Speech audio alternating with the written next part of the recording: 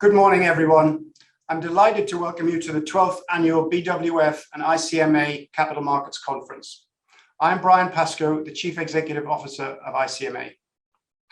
I'm very sorry I cannot be there in person today, which is due to the scheduling overlap with the World Bank IMF meetings in Washington, D.C., where we have a number of very important meetings with official institutions. I'm very happy to welcome you and to introduce the conference with our colleagues and friends from BWF. I would particularly like to thank Michael Sturzenbach for the great cooperation and collaboration over many years, which make events such as this possible. I would also like to take this opportunity to thank our sponsors, Kaizen Reporting and Eurex Repo, for their support. Our panels today focus on two themes that are very much at the forefront of ICMA's and the wider industry's focus: the MiFID review and sustainable finance. One of the most significant elements of the MiFID review is the introduction of a consolidated tape for both bond and equity markets. By improving market transparency, this initiative could be a key accelerator to capital market development in the EU, aiding price formation, informing investor decisions, and underpinning stakeholder confidence. In many respects, it lies at the very heart of the goals of Capital Markets Union. As well as being instrumental in arguing the case for a bond market consolidated tape, ICMA has more recently taken the lead in proposing a transparency framework intended to establish a balance between the benefits of optimizing transparency while, crucially, protecting market liquidity. A dilemma that regulators and policymakers continue to grapple with, and where it is critical to have the views of all market participants clearly reflected. I'm sure that we will hear more on this in the panel discussion. Integral to the success of any transparency regime, of course, is data quality. And we will look forward to hearing from Jonathan Lee of Kaizen Reporting, who will remind us of why this is so important. Our second panel will discuss market and regulatory policy initiatives related to sustainability. As the Secretariat to the Principles, which have become the global voluntary market standard for sustainable bonds, as well as being a member of various EU, UK, and Asian expert groups, ICMA has long been recognized as a leader in sustainable finance. With the energy crisis being on everyone's mind, as well as major issues of capital markets resilience and disruption in the new and current interest rate and inflation environment, we must not forget that the world is also dealing with a climate crisis and its social implications. I look forward to hearing about the latest developments in sustainability reporting and disclosures, and if and how related regulatory initiatives can work in practice. We will hear from market participants and a member of the regulatory community on this topic. With that, I would like to thank once again all of our panelists and speakers and BWF for co-organizing this event. I hope you all have a very enjoyable and productive day. Very good. It remains for me to introduce myself. I'm Joe Hepper and I chair the regional committee of ICMA here in Germany. And it's my pleasure to see that we are once again able to have this event in physical format after a couple of years break, because it makes, in my view, a big difference for discussions, for interaction, and especially in these challenging times we see at the moment, it's even more important to have this exchange and see us face to face. I wish us all a very interesting and lively event. And now I have the pleasure to hand over to this Dr. Cliff Müller-Frank from the BWF for also a short introductory remark. Thank you. Thank you, Joachim Heppe. Good morning, ladies and gentlemen. Also in the name of BWF, I'm very pleased to welcome you to our 12th Capital Markets Conference. This is our first conference in presence since 2 years now, after we had held online conferences as a replacement due to the corona crisis. My name is Annette Cliff Müller-Frank and I've been the chair of BWF since 2019 and managing director at ICF since 2005. The COVID pandemic is almost forgotten thanks to vaccines and mostly mild courses. Above all, it is overshadowed by the new crisis. The terrible war in Ukraine, the energy crisis, disrupted supply chains, inflation, fears of loss of wealth and livelihood. Climate change is increasingly becoming a conflicting issue, and it is in danger of being pushed into the background. difficult times that demand wise and especially fair-sighted political decisions in the awareness that peace is not everything, but everything is nothing without peace. A sentence by former Chancellor Willy Brandt, quoted in the introduction of the federal government's guidelines on preventing crisis, managing conflicts, peace. For our today's conference, Dr. Thorsten Pötsch, Chief Executive Director, Securities Supervision, Asset Management, BaFIN, was announced as our keynote speaker, but unfortunately he has fallen ill and cannot come.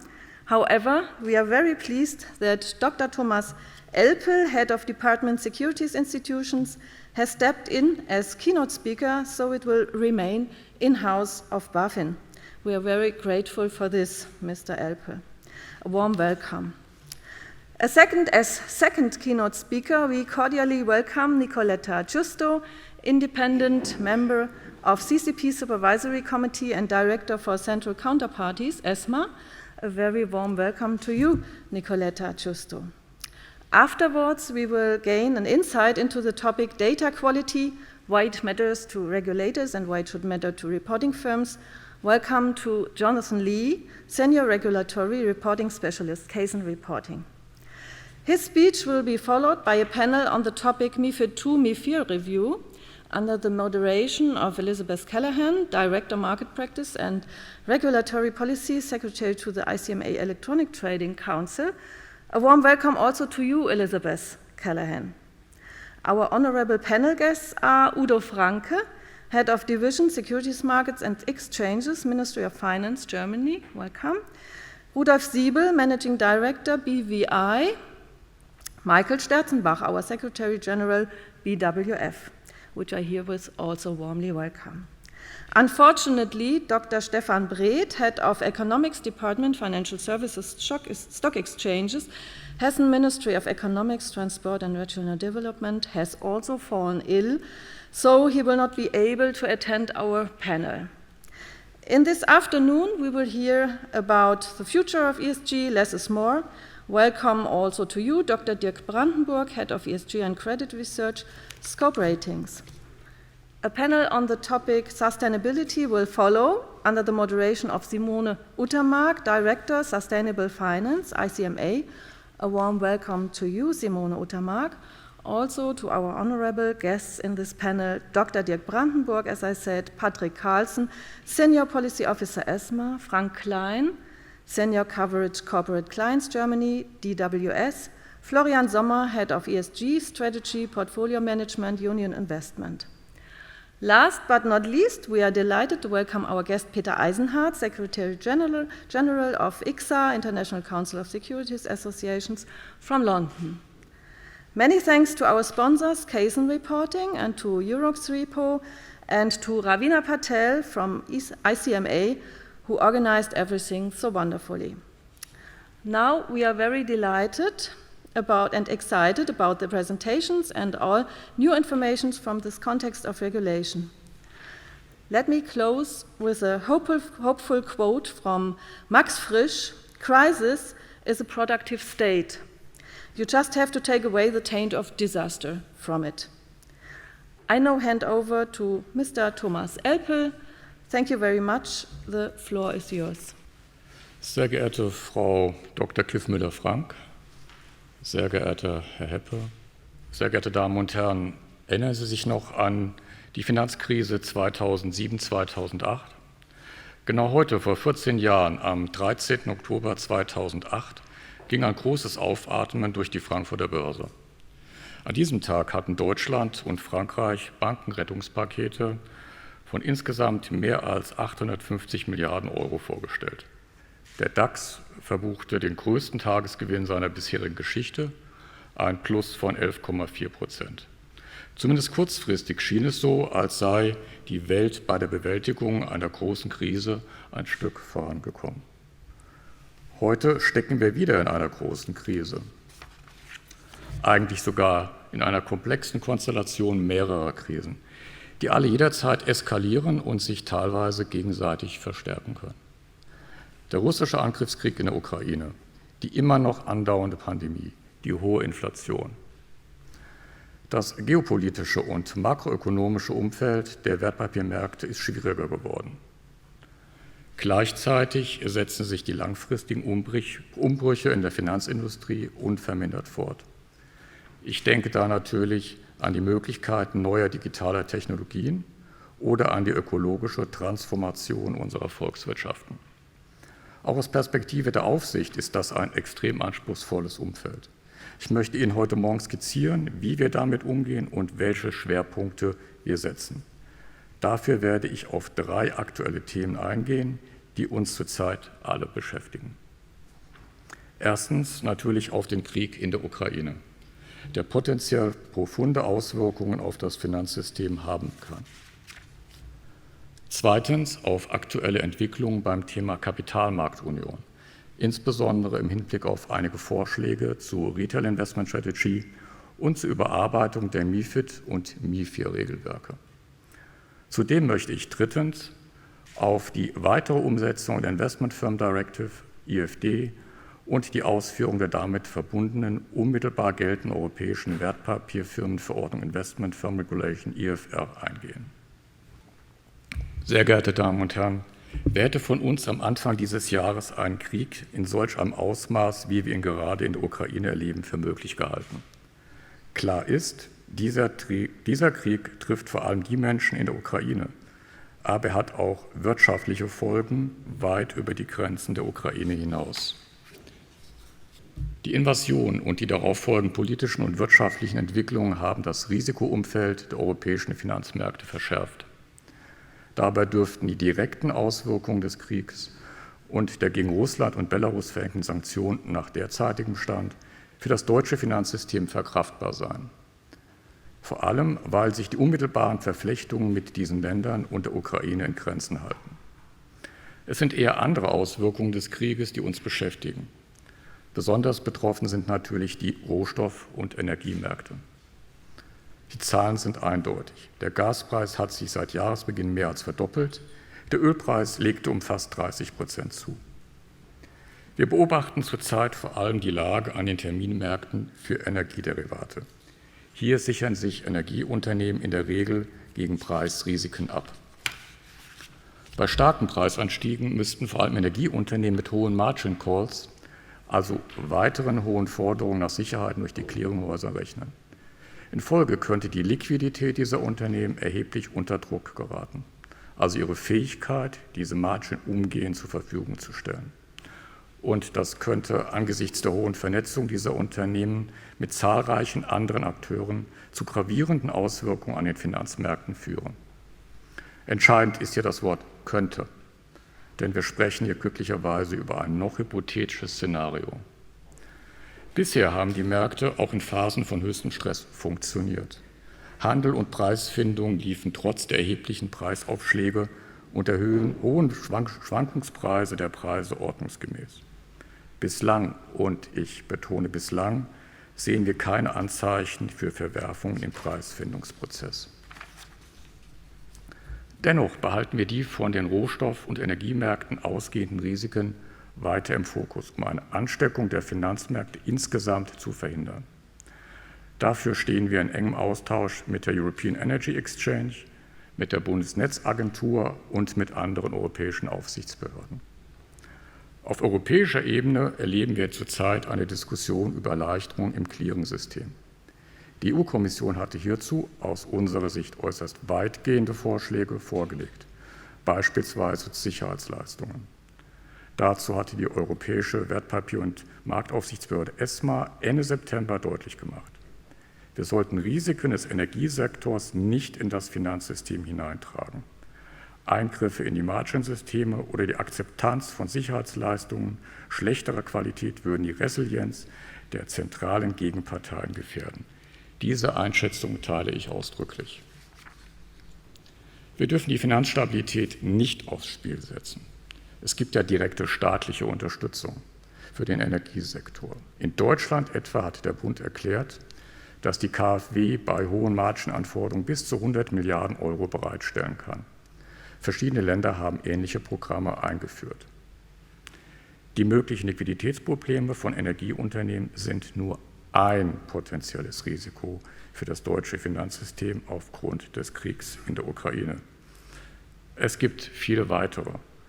In ihrem jüngsten Risikobericht zeichnet die ESMA ein eher düsteres Bild der aktuellen Lage. Der russische Angriffskrieg gegen die Ukraine, seine politischen und wirtschaftlichen Auswirkungen und die gestiegene Inflation haben das Risikoumfeld der EU-Finanzmärkte stark beeinflusst. Die Rohstoffpreise sind, wie bereits skizziert, teilweise dramatisch angestiegen. Gleichzeitig haben die Notenbanken, unter anderem die FED und schlussendlich auch die EZB, ihre Geldpolitik deutlich restriktiver ausgerichtet. Dazu kommt die hohe Unsicherheit, nicht nur über den weiteren Verlauf des Krieges und der Geldpolitik, sondern auch angesichts der Pandemie. Covid ist ja nicht weg. Angesichts all dieser Themen sieht die ESMA die europäischen Wertpapiermärkte unter systemischen Stress. Sie belässt auch ihre allgemeine Risikoeinschätzung auf dem höchsten Level. Auch diese Einschätzung teile ich voll und ganz.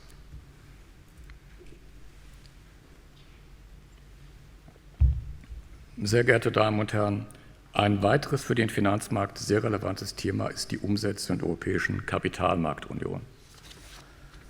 Die Retail Investment Strategy und die Überarbeitung der Regelwerke MiFID und MiFiR spielen dabei eine herausragende Rolle. Wie Sie wissen, hat die EU-Kommission für die Erarbeitung der Retail Investment Strategy mit einem Call for Advice Marktteilnehmer und Aufsichtsbehörden um Input gebeten. Die ESMA hat dazu konkrete Vorschläge vorgelegt.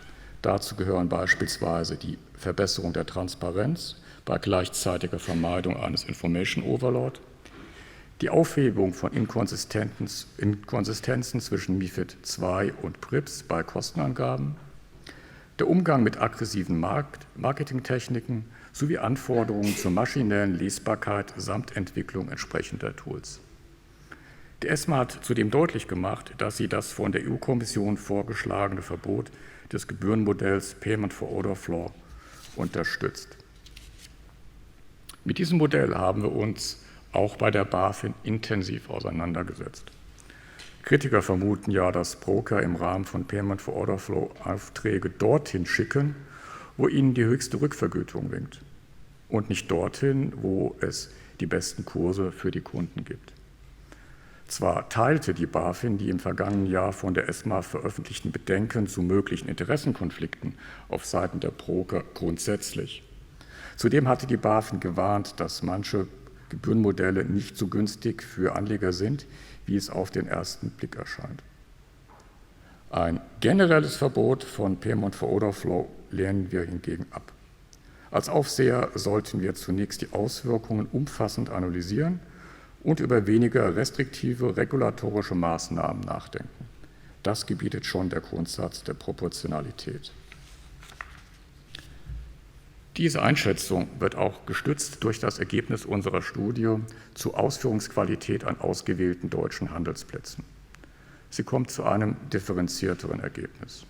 Für kleinvolumigen Retail Order Flow, insbesondere in DAX 40 Aktien, ist die Ausführung für Payment for Order Flow gewährende Handelsplätze vorteilhaft.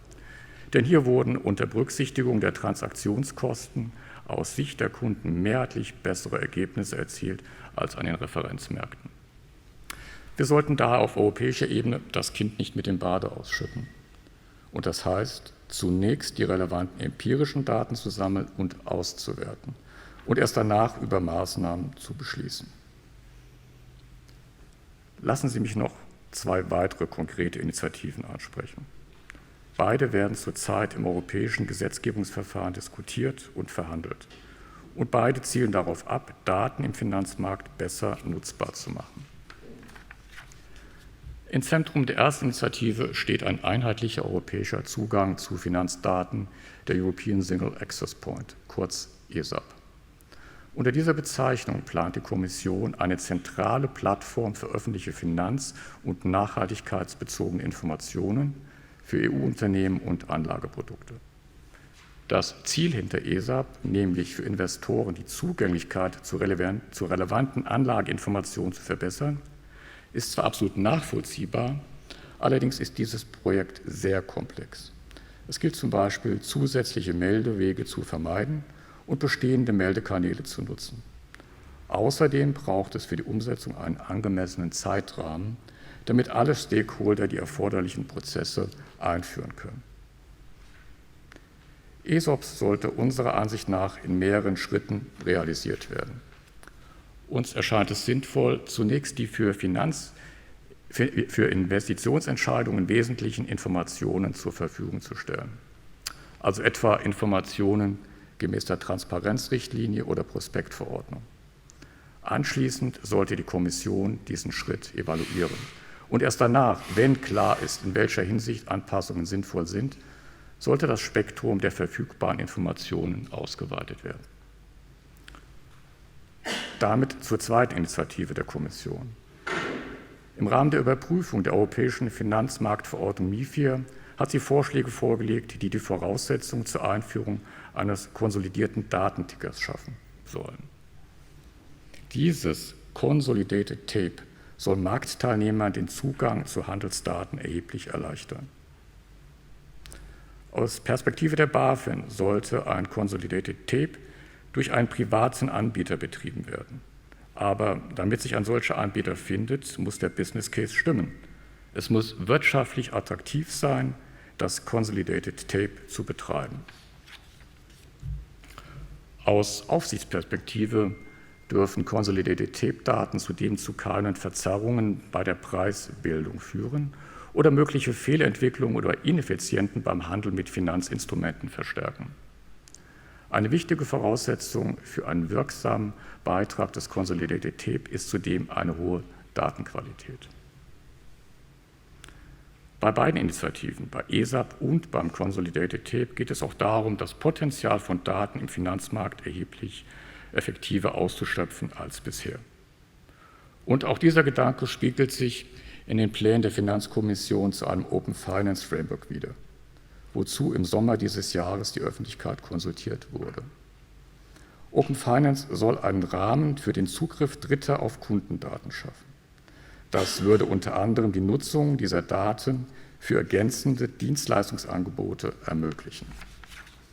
Auch dieses Thema wird uns aus regulatorischer Perspektive sicher noch gut beschäftigen. Es stellen sich hier unter anderem Fragen nach der Regulierung der Open Finance Dienstleister sowie nach der Standardisierung der Schnittstellen und Daten.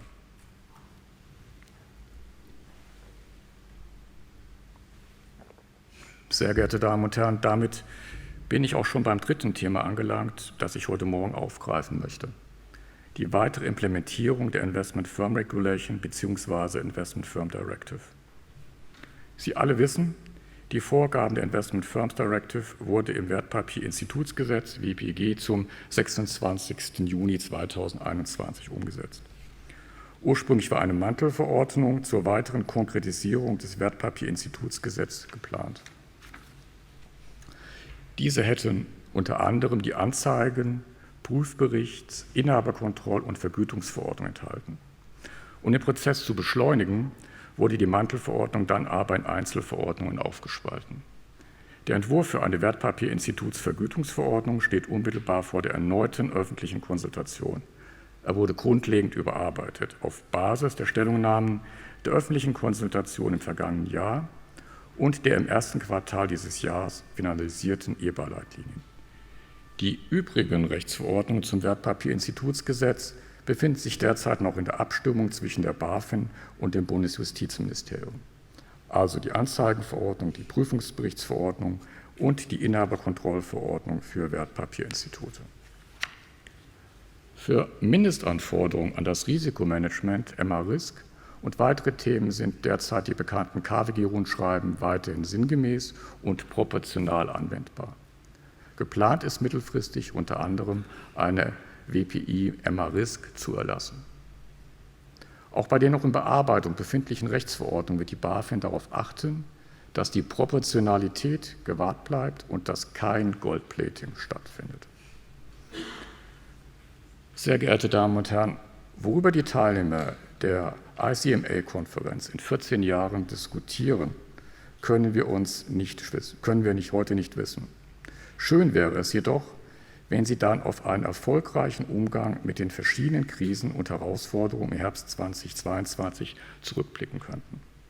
Wir als Aufsicht setzen alles daran, das Finanzsystem vor möglichen Auswirkungen des Kriegs zu schützen.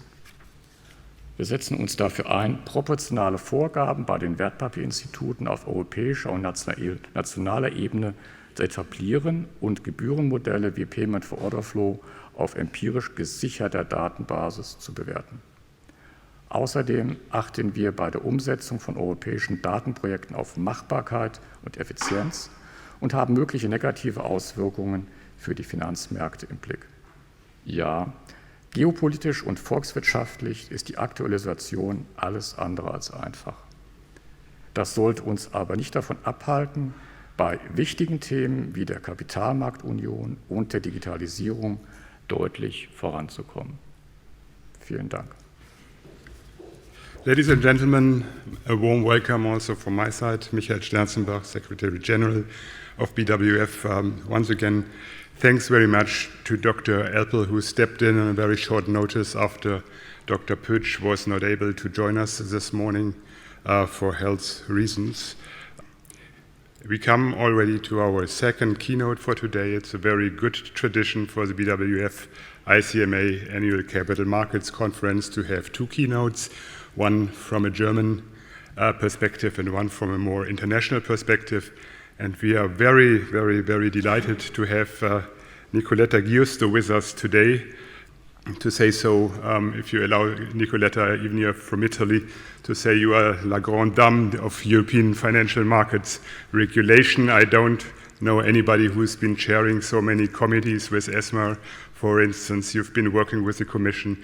You've been for many, many, many years the international face of the Italian financial markets regulator CONSOB, so the NCA counterpart of BaFIN in Germany. We know each other for a very long time. We had always very interesting discussion and not always very easy from a lobbyist perspective. So Nicoletta is somebody, to put it this way, not to be persuaded but to be convinced. But it's always very, very interesting to talk and to discuss with her.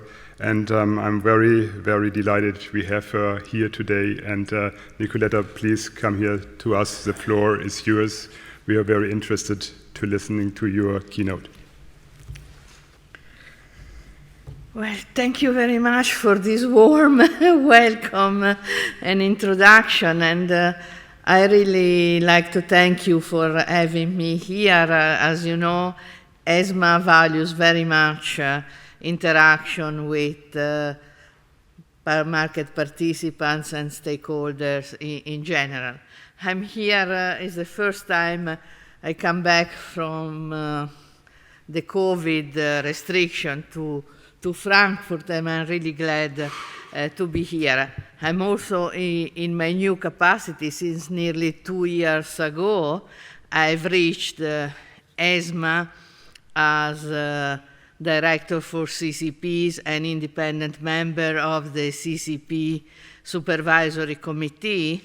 And I'm speaking today about one of the areas that is developing full speed now. We had already announcement from the European Commission about possible review of EMIR some time ago, but now we had to start other work streams full speed in order to address issues that have emerged during the crisis. As you know, the significant price and volatility increase observed on energy market have triggered substantial margin increase by CCP to cover the related exposures. These episodes have reached new peaks after the summer, where concerns on the energy supply rose once more. And while financial counterparties have been able to cope with the increased liquidity pressure, a number of non-financial counterparties faced highly liquidity distress, as they typically have fewer and or less liquid assets than financial institutions to meet initial margin requirements. This issue became particularly striking for non-financial counterparties that are also acting as clearing members, as it is possible in certain European CCPs. In fact, non-financial counterparties acting as client have benefited from the collateral transformation function offered by the clearing members, which have helped shield in part them from the liquidity squeezed. ESMA, as the other European institutions, our sister like EBA, European Systemic Risk Board, and the European Commission have received since, let's say, last spring, since the energy crisis started, request pressures to react and to update our regulatory system, even if the crisis is induced from external factors. That was very clear, more than the strictly speaking regulatory factors. And finally, in mid-September, the European Commission issued a letter to ESMA requesting ESMA to consider temporary emergency measures to alleviate these liquidity strains, such as broadening the list of eligible collateral and the conditions bank guarantees could be accepted as collateral. EBA has received a similar letter for the remit EBA is covering, and the ESRB is also discussing these topics, as I said. ESMA was always very reluctant to act on the regulatory framework which protects the CCP and their stability, in fear that there could be some contagion from the non-financial sector to the financial sector. But indeed, given the continuous request coming from market participants, coming and then from the European Commission, ESMA discussed at the level of the board, which is the body composed by the head of the national competent authorities, how to address the concerns expressed in the letter of the European Commission I referred to a few minutes ago. And following the board on the 22nd of September, ESMA agreed to start reflecting on possible targeted changes to the RTS regarding the criteria for bank guarantees to be considered as eligible collateral, and particularly whether to lift the requirements that these guarantees are fully collateralized at all times. ESMA staff has been working full speed on this area, and we have prepared a proposal suggesting as a possible temporary measure the authorization for non-financial counterparties acting as clearing members, and for the activity strictly limited to the energy derivative contracts as defined in REMIT, the possibility to post uncollateralized bank guarantees. Also, we are thinking of clarifying through an amendment of the RTS the eligibility requirements for guarantees which are issued or backed by qualifying public entities other than central banks. In this case, for both financial and non-financial counterparties. This approach is also linked to the fact that we are bound by the measures that are already existing at level 1. The European regulatory system, unlike what is common in other regions like US, but also now in UK, is very rigid. It requires various actors to intervene, and often amendments that have to be brought forward at regulatory level 1 level, so involving Parliament, Commission and Council. Our proposal, what we are thinking as staff, is that it should be only a temporary fix designed to alleviate the market pressures we were discussing. We hope that the board can discuss. Of course, this is only our staff proposal for the time being. It will become a final ESMA proposal to the European Commission only in case the board will approve.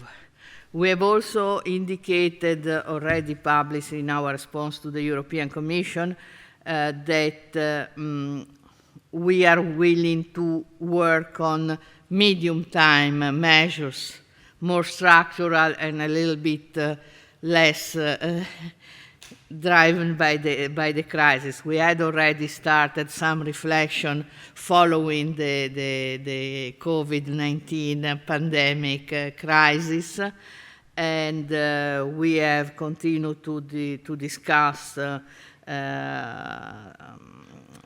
taking into account also the crisis in the energy market. And on one of these areas, we had already consulted the public. This refers to the possible amendments to the regulatory technical standards on anti-procyclicality tools.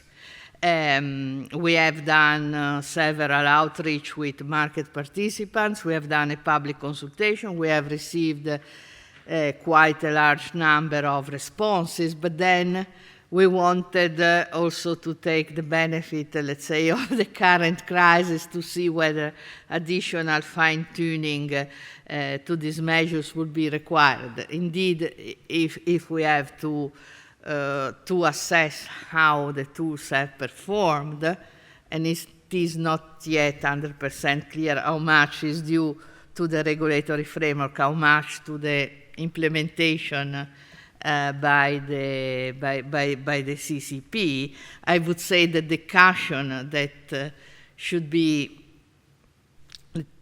available to limit a little bit the procyclicality that inevitably the increase of the margins has did not perform that well, and we are now really assisting practice that basically there is one increase in the price in the market, an immediate increase, same on the margins without any stabilizer. So the idea that we had originally was to have the new proposal by the end of this year. We will be discussing again and probably consulting again the market participants and the stakeholders before taking a final decision. We are also discussing very much now on the issue of transparency. We had started in the consultation on the APC measures already to discuss a little bit about the governance on the APC tools. It's clear, at least from all the comments we receive from the stakeholders, that there could be also issues of transparency and predictability related to the initial margins. Now, there are no level 2 measures. MiFID has introduced already something in Article 38 to make the regulation, the approach and the information more transparent to the clearing members and clients. We want to see what we can do, whether we can be responsive to part of these comments that we are receiving so far, particularly on the fact also of predictability. We have already started a peer review on another topic on the membership, CCP membership due diligence, which is currently ongoing. The aim is to make sure that NCAs, the national competent authorities, have a common approach to review the CCP clearing member due diligence, especially for non-financial counterparties, because clearly the problems and the risks are coming now through the channel of the non-financial counterparties. The peer review comprises a review of CCP participation requirement with a specific focus on the comprehensive annual review of non-financial counterparties, criteria and arrangements of clearing member to allow their client to access the services of the CCP, as well as additional obligations that the CCP can impose on non-financial counterparties. We are also working on the concentration risks, the experience that we gather analyzing the recent stress at the LME clear, so the market in UK, as well as the default of a clearing member at an EU CCP some years ago, have also highlighted the importance of understanding and managing concentration risk for commodity products. The last ESMA CCP stress test exercises have shown that the concentration exposures for commodity products are significant and attract relatively low concentration add-ons. We are interacting now with the national competent authorities that are the primary supervisors of European CCP to discuss how to improve the use of concentration add-ons to cover concentration risks. We are also reflecting on additional transparency on client positions, again following the incidents at the LME clear. We have realized that significant client position can still be built up, notwithstanding all the requirements that we have implemented following the Pittsburgh commitment to make derivative markets more transparent. Principle 19 of the Principle for Financial Market Infrastructures outlines that financial market infrastructures should identify, monitor, and manage the material risks arising from tiered participation arrangements. ESMA, together with other authorities, national competent authorities, and international standard-setting bodies, will try to perform further analysis to see how we can enhance the identification of indirect participants responsible for a significant proportion of transactions and aiming at identifying material dependencies between direct and indirect participants that may affect the CCP and its stability at the end. As I said, the system we are confronted with is very rigid, and it's also very fragmented because we have to interact with the national competent authorities. We have more information, which could sound strange, as ESMA on the two UK CCPs for which we are supervisors than on European CCPs. So in the context of the announced EMIR review that the Commission is planning to bring forward, it seems now by the end of this year, we have also started discussing how we can improve data collection analysis. You will be discussing about data quality. Data quality is a very relevant topic also for the world of CCPs and derivatives, not just for MiFID, but To ESMA, it's also an issue of data collection, because to monitor the crisis, we had put, with the cooperation of the NCAs, increase data gathering, but normally from the CCP we only receive the monthly report as members of the colleges. We have also tried, and this is personally for me a very strong commitment, to streamline our procedures. The system in EMIR is very complicated. There is some sort of attempt to have a joint common decision on extension of activities and on validation of models, but this has resulted so far in a number of different actors: ESMA, national competent authorities, colleges. We have made already proposal to the European Commission in our letter to responding to their call for evidence on the EMIR review about streamlining all these procedures. We have already done internally a standardization, at least for the extension of activities, and we are working, and we have already prepared also some standardization for the validation of the model in order to at least streamline the submission of information from the NCAs to ESMA.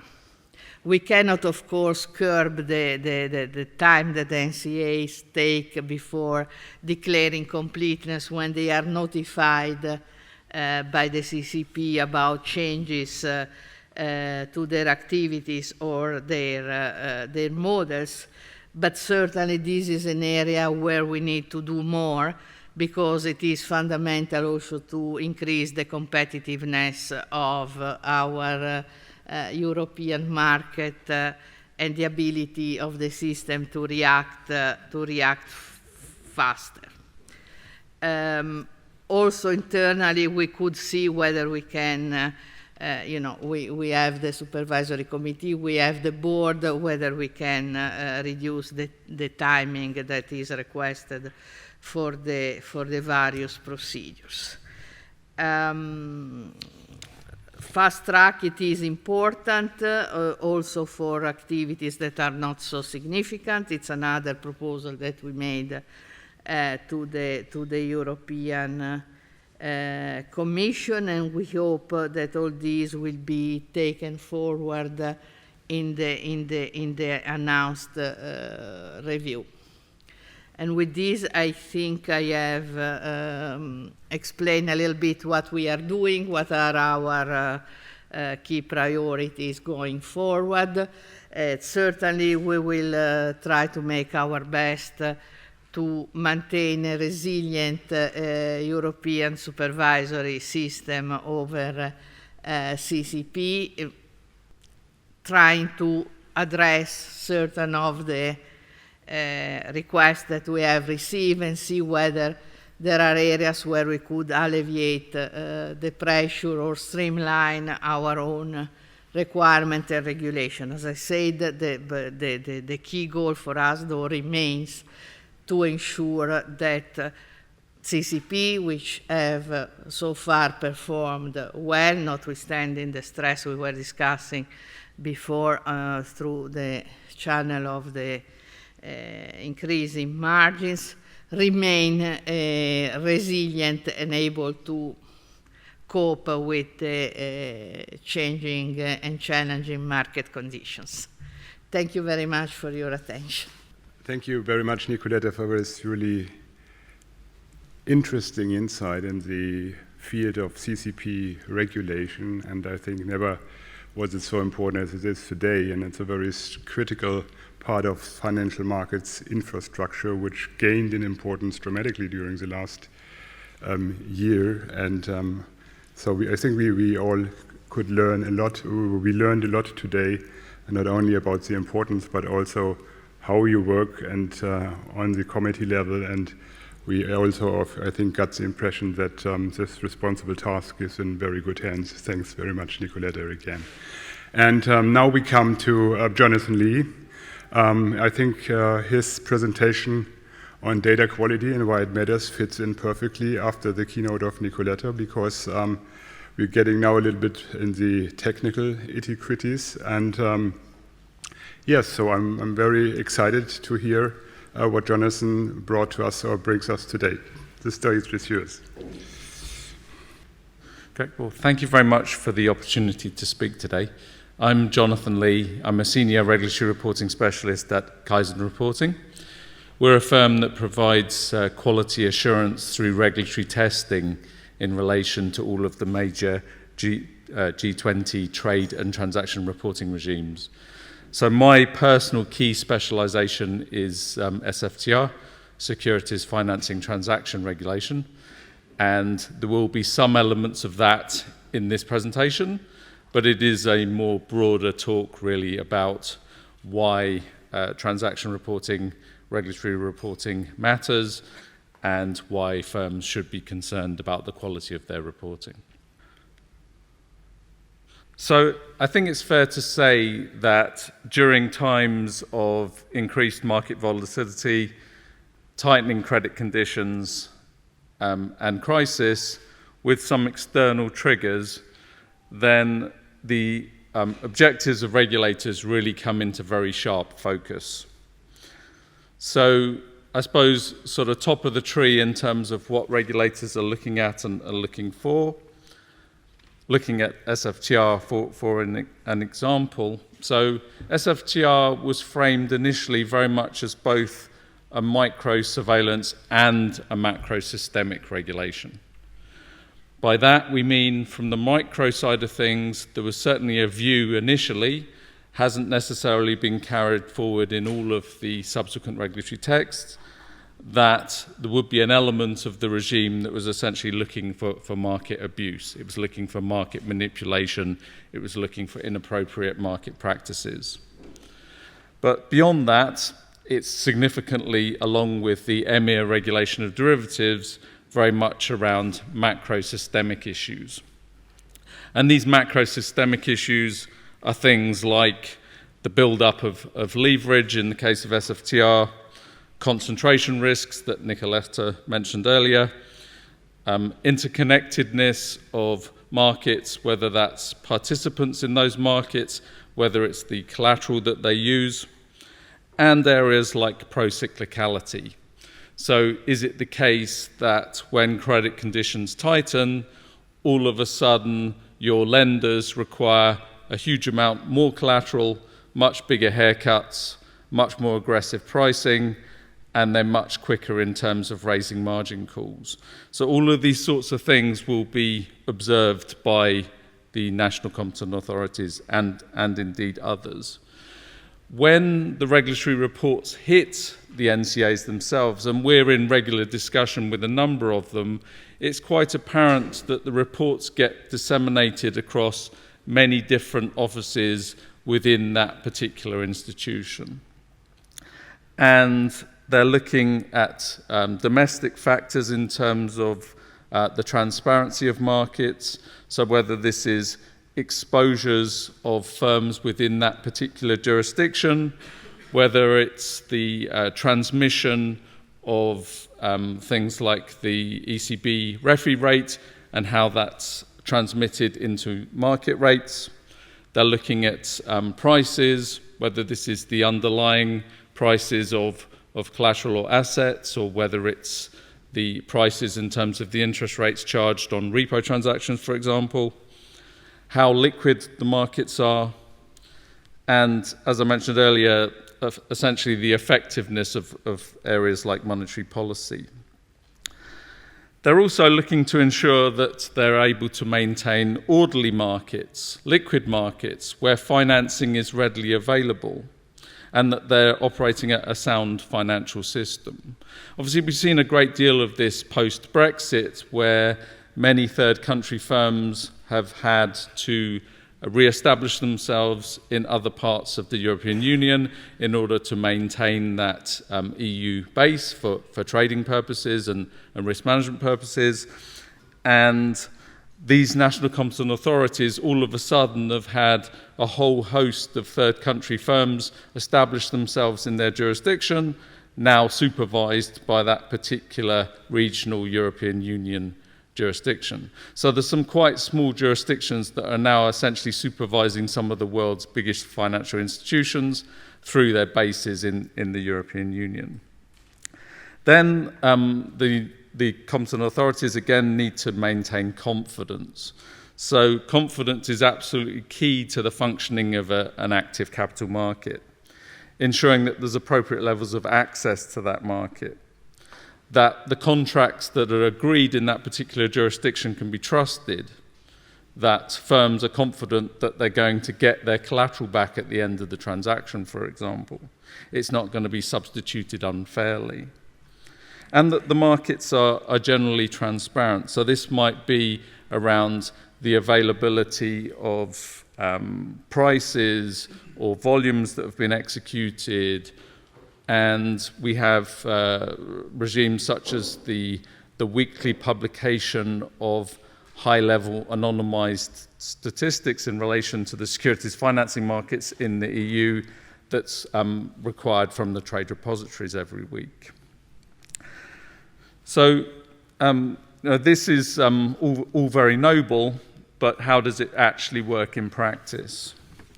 Now, unfortunately, national competent authorities certainly have the right to assume that they are receiving high-quality data. That's their natural assumption. Their business is not really to test the quality of that data. Their natural assumption is that the data that they're receiving is correct. They certainly shouldn't be distracted by addressing data quality issues. They should be able to perform the necessary analysis that's required, both in terms of domestic policy, but also to enable them to share the data across the European Union, and ultimately to be able to syndicate that aggregated data with bodies like the Financial Stability Board overseeing global systemic issues. Now, if the data clearly is not of the utmost quality, then this is not going to be an entirely straightforward exercise. As soon as you start to introduce any errors, in some cases, almost regardless of how material those errors are, they can have a unfortunate skewing impact on aggregated data. So a very big problem. ESMA themselves, I believe, have always maintained that every field within most of these regimes, such as SFTR, as my sort of key pet example, that all fields are created equal and should be treated with equal importance. However, when we speak to some of the national competent authorities in isolation, they will state, in some cases, they'll tell us outright, we completely disregard all of the static and reference data fields. We have very little faith in them, very little trust in them. Therefore, we use our own golden sources of reference data. I stood in front of some of these hearings. I was at the Paris hearing, I think it was 2015, in relation to SFTR, in which I basically told the group, you know, if you ask 10 different banks this question, you'll get 8 or 9 different answers. And unfortunately, through our testing, we very often find that to be true. So irrespective of whether the reference data is taken on board or not, ESMA certainly maintain it is of equal importance to the basic economics of transactions and reported activities. And it's fair to say that the national competent authorities themselves are probably more likely to come down on you like a ton of bricks if there's problems with your economics before they'll start querying the quality of your reference data. But certainly, so miscalculations, the use of the incorrect units, where you're reporting inconsistently. So this might be that you have the same security appearing 5 times within a 1 week or 1 month body of reports, And on some occasions, you've said it's a government bond. On other occasions, you said it's a bond issued by a financial institution. You've possibly at times said it's a sovereign or supranational bond. Then you might say on some occasions this particular security is investment grade. On other occasions, they can see the same security within your report and you've stated it's non-investment grade. There can be lots of causes of this. I suppose one of the most common causes is where the reporting has multiple sources. So if you're receiving some delegated reporting, for example, from a CCP or from a agent lender, for example, then it may be that their records differ from your own internal records. You've reported things with your perception of how the reference data should be recorded, and the CCP or the agent lender or the tri-party agent has reported it rather differently. So having controls in place to make sure that not only the reporting is correct, but also it is consistent is certainly a valuable resource. So then where you have inconsistencies, the wrong units, then trades get confused, positions clearly get compromised, and it can very much cripple the interpretation of your transaction and regulatory reports, and indeed their aggregation both at the domestic level, the European level, and the global level. Okay. So next up, we have a slide that just demonstrates some of the sort of findings that we see, particularly when looking at reports that are submitted to a trade repository, where you have a series of validation rules that need to be met in order for the reports to be accepted by the trade repository.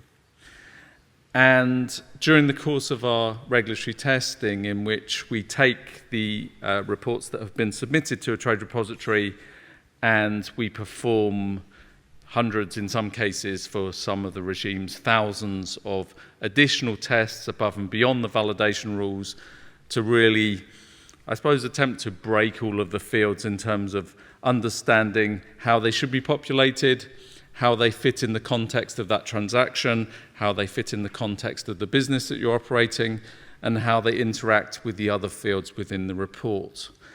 And we actually find that the majority of reports that we test have at least one error. There is some issue with one or more aspect of, as it says here, of more than 5 billion records that we've tested, 86% of which have at least one error, or there's at least one way in which we need to query those reports. So we have this valid but wrong scenario. It's valid, it passes the validation rules, passes straight into the trade repository, is then subsequently fed out to the NCAs. Obviously, ESMA have sight of that, potentially central banks and other bodies have sight of it, but the data contained within that report is incorrect. So clearly this is something of a fundamental flaw and something that we help reporting counterparties and their delegates and firms address. So in terms of ESMA setting the standard and the expectations around controls, it's fair to say that the MiFID II MiFiR regulation is the most explicit of all.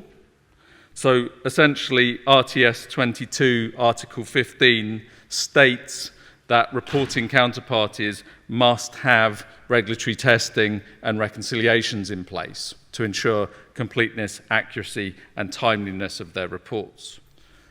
Unfortunately, for other regimes, it is somewhat less explicit. However, the 2021 EMIR and SFTR data quality report that was published on the 1st of April this year does have two very useful passages in it. So the first one, reporting counterparties are expected to have processes, systems and controls in place to ensure completeness, accuracy and timeliness of the reported information. Furthermore, they are expected to actively engage in detecting and resolving any identified report rejections, reconciliation breaks, and other data quality issues in already reported data. And then secondly, again, how you actually bring regulatory reporting into the scope of your day-to-day business, how you actually leverage some of this data and information internally. Counterparties are strongly encouraged to use the regulatory data in their own internal risk and compliance management processes. In doing so, counterparties will have the appropriate incentives to report accurate data and will be in a position to better exploit the benefits of consistent data reporting. We have urged ESMA in a number of consultations between the trade associations, whom we work very closely with, and ESMA themselves, that these two passages should actually appear formally in the regulation itself, whether that's through the Q&As or whether it's ultimately in a new version of the guidelines. But at present, these only appear in the data quality report, which unfortunately perhaps not everybody involved in transaction reporting necessarily reads. But I do urge you to read those reports. There's some quite telling findings in there. I suppose that the most kind of shocking finding in the data quality report was ESMA demonstrated a graph in which the value of the open term repo market was growing and growing and growing and growing and growing until November 2021. It was worth, I think, certainly hundreds of billions, if not trillions of euros. Then one of the national competent authorities, in conjunction with one of the parties that they supervised, pointed out to them, by the way, we see you've reported an enormous volume of open term transactions, but you've never ever booked an early termination, and you've never ever created a modification to add an end date, a maturity date. Oh, that's wrong. We've closed most of those transactions historically. So this chart literally drops off a cliff. And it just shows you the impact of poor data quality, right? This market appeared to be by far and away the biggest repo market in the world. All of a sudden, its value is actually very limited, but that wasn't reflected in the reporting. So yeah, and I say it's well worth looking at that report. So in terms of some challenges, and these are things that certainly ESMA has brought to our attention and would like us to sort of syndicate more broadly across the market. Where we've had the adoption of new floating interest rates to replace LIBOR rates, for example, there are a number of new 4-digit codes that are to represent these rates, like the SOFR rate, for example, in Europe. And in many cases, this field under SFTR is a free text format. So essentially, you can input absolutely anything you like in there. Instead of using the 4-digit code, which hasn't actually been specified in the regulation itself, so firms within their rights not to use it, but instead of using the 4-digit code, they've appended it with 3M or 6M or some other characters, and it's meant that ESMA and the NCAs have simply been unable to aggregate the transactions using these rates because there's no commonality in terms of how they've been reported. So that's clearly a problem. We also see issues in which some parties will report the correct rate, but they've forgotten to mention that it was a negative rate. So again, obviously, if you're trying to compute these things, they just won't add up. We see prices in the wrong units, so they might have specified a bond is in monetary value when it should be in a percentage price. So we see bond prices in decimals, so instead of being 100 point something or 100 and something, it's 1 point something. We see clean prices in place of dirty prices, where it's been quite clear that you're expected to report an all-in or dirty price. Quantities and values, again, in the wrong units or with the wrong signs or with no sign when there should be a sign. Then coming on to the reference data aspects, to say frequent, I think the security type and collateral type fields can really be singled out under SFTR as probably the most challenging fields of all. Again, we've kind of pressed ESMA, we've suggested Q&As in terms of, this is how these fields should be specified. You should use it as if you like, a waterfall where you're always giving the highest quality data collateral type or security type you can. But the initial feedback from ESMA was counterparties should agree amongst themselves. Now, I came from JP Morgan, where I was responsible for the fixed income regulatory reporting team. I know that we were reporting in the region of 1 million activities a day under SFTR, amongst about 400 market counterparties. To suggest I'd go out to each one of those 400 market counterparties every day and discuss the security type or collateral type aspects of 1 million reports clearly is completely unrealistic.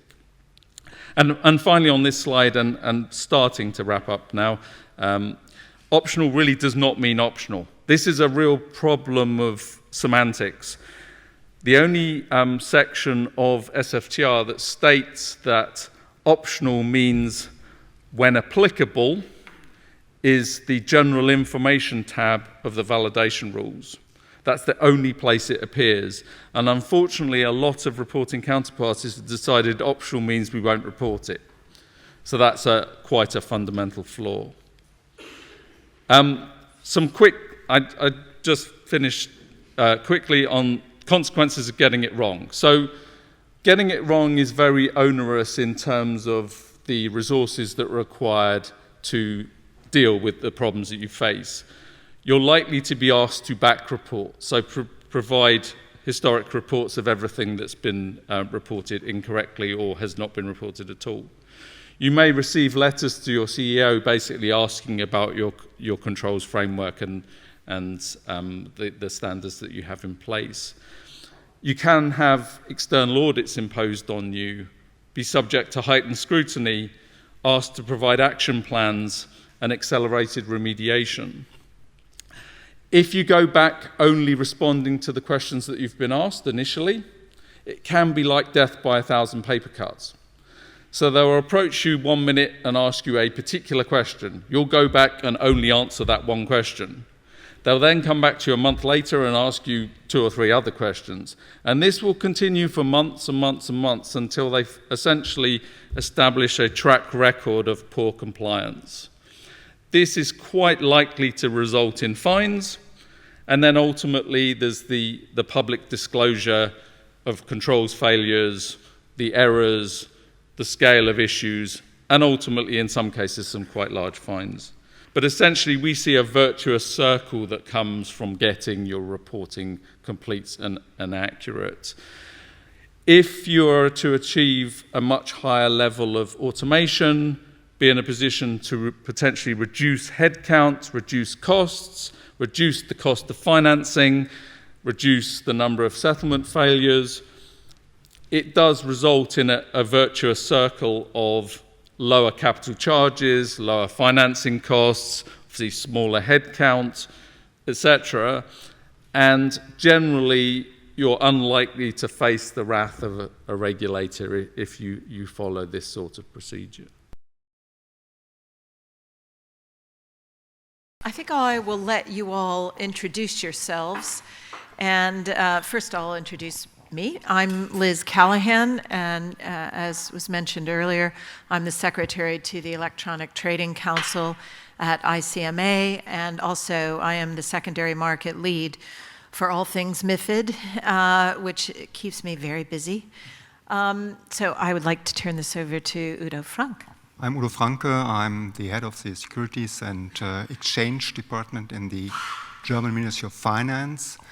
And to the tasks the department is taking care of are the MiFiR review, other EU legislation like EMIR, for example, and national legislation in the capital markets area.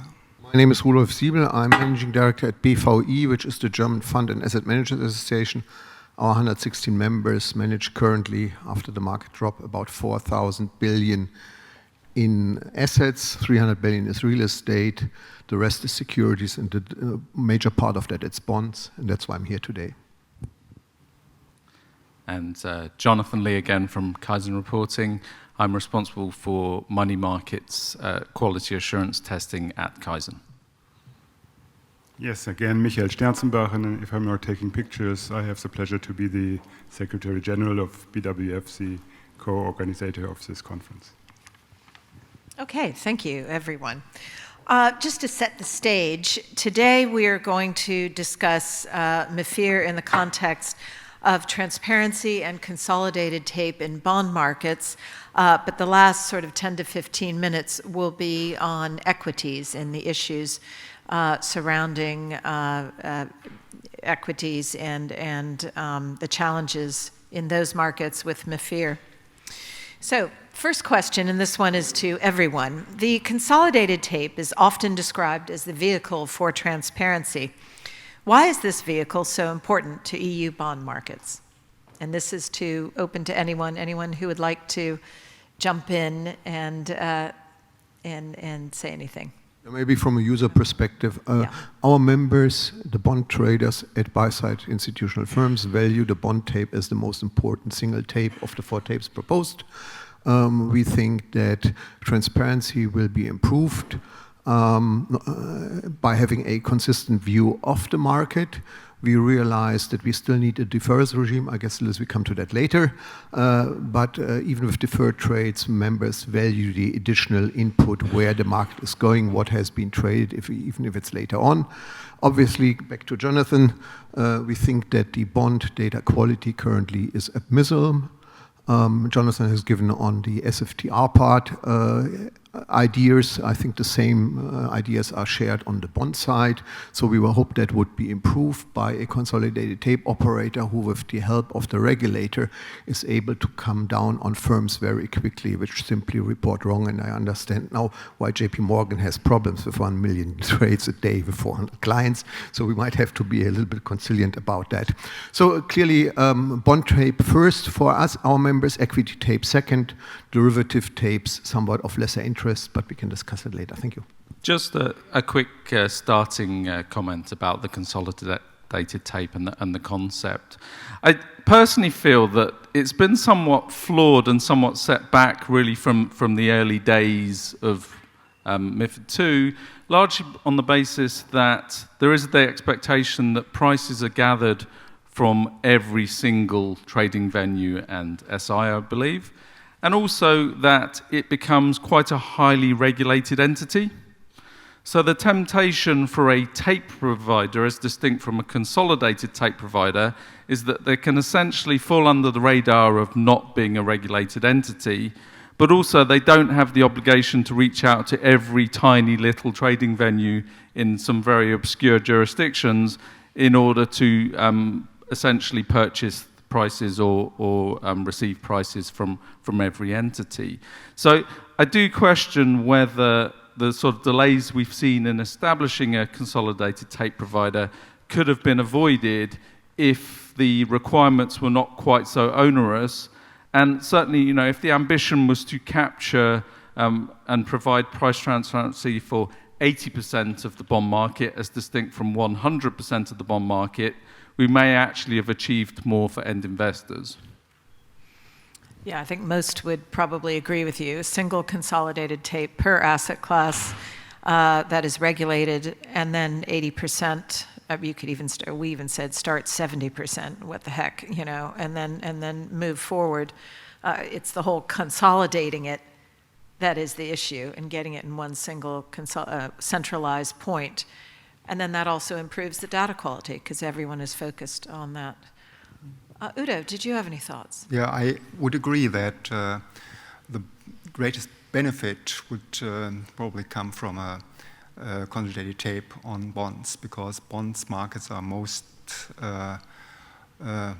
intransparent in comparison to other markets. There is quite some large degree of transparency, in particular in the equity market, but there are still deficiencies in the bond market, and therefore I expect that a great use case and a great benefit would come from a bond consolidated tape, and therefore I think this is the tape that should be prioritized. Great, thank you. Maybe to add Sorry, one Michael. important aspect, I think it's also within Europe. I mean, we have a completely different situation in, for instance, in the US, because we have so many different sovereign debt issuers, and to reach transparency on a European level is a big challenge. And we've been discussing the consolidated tape proposal or the idea for a very long time, and so far we haven't been able to establish it. And now I think we are pretty close to let it become true, and there's a strong political will to do so. And I think there was also a long discussion about the pros and cons, and I think the cons also have been discussed, and I think we will see. It will be, on the one hand, it will always be, or it still will be an experiment, but I think the consensus has changed to the way that most market participants think it's worthwhile to take this challenge now. Yes, I think that's absolutely correct.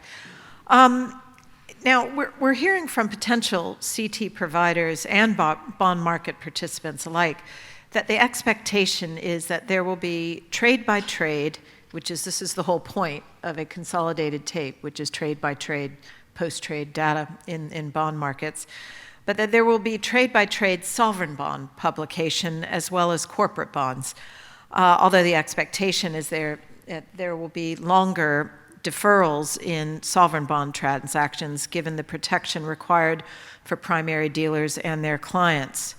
So my questions are, in relation to sovereign bond post-trade transparency, is the consolidated tape a valuable tool for sovereign bond trading as well as corporate bond trading? And if so, how?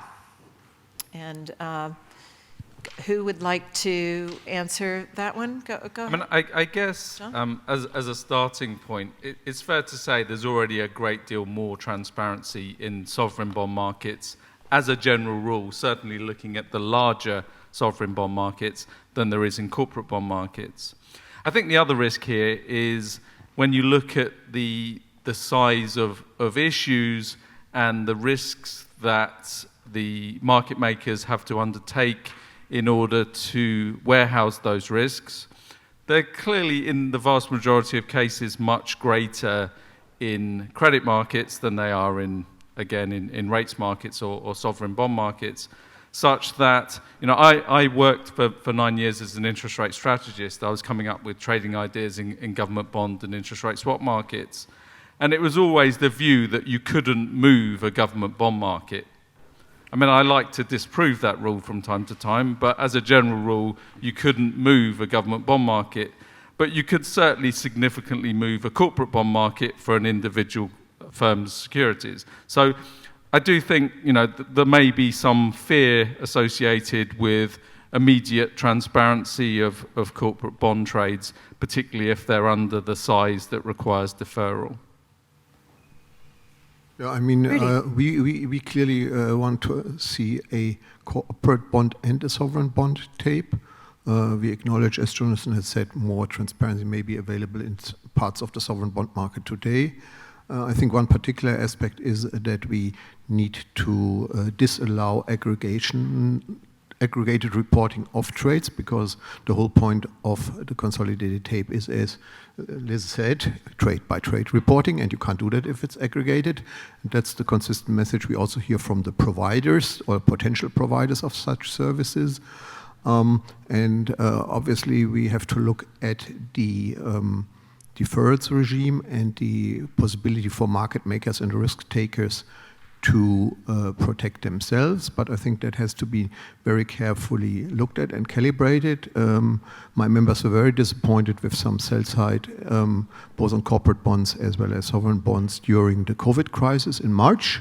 ELP providers, certainly on smaller trades, were a better alternative, and we question whether actually you need the deferrals to do your risk trade afterward, because when you engage in the trade, you should be already able to risk your hedge. So in that sense, we will clearly carefully evaluate. And I just heard from Liz that you are coming out with some ideas on sovereign bonds deferrals, maybe, and we will certainly evaluate it. But we welcome very much the work of ICMA on the corporate bond side, which also is reflected, I think, in the Commission's proposal, and there the overall reduction of deferrals to 14 days. Udo. I think the corporate bond market is more split up with smaller issuance sizes. So my impression is that the benefit would be quite significant for the corporate bond market. CT.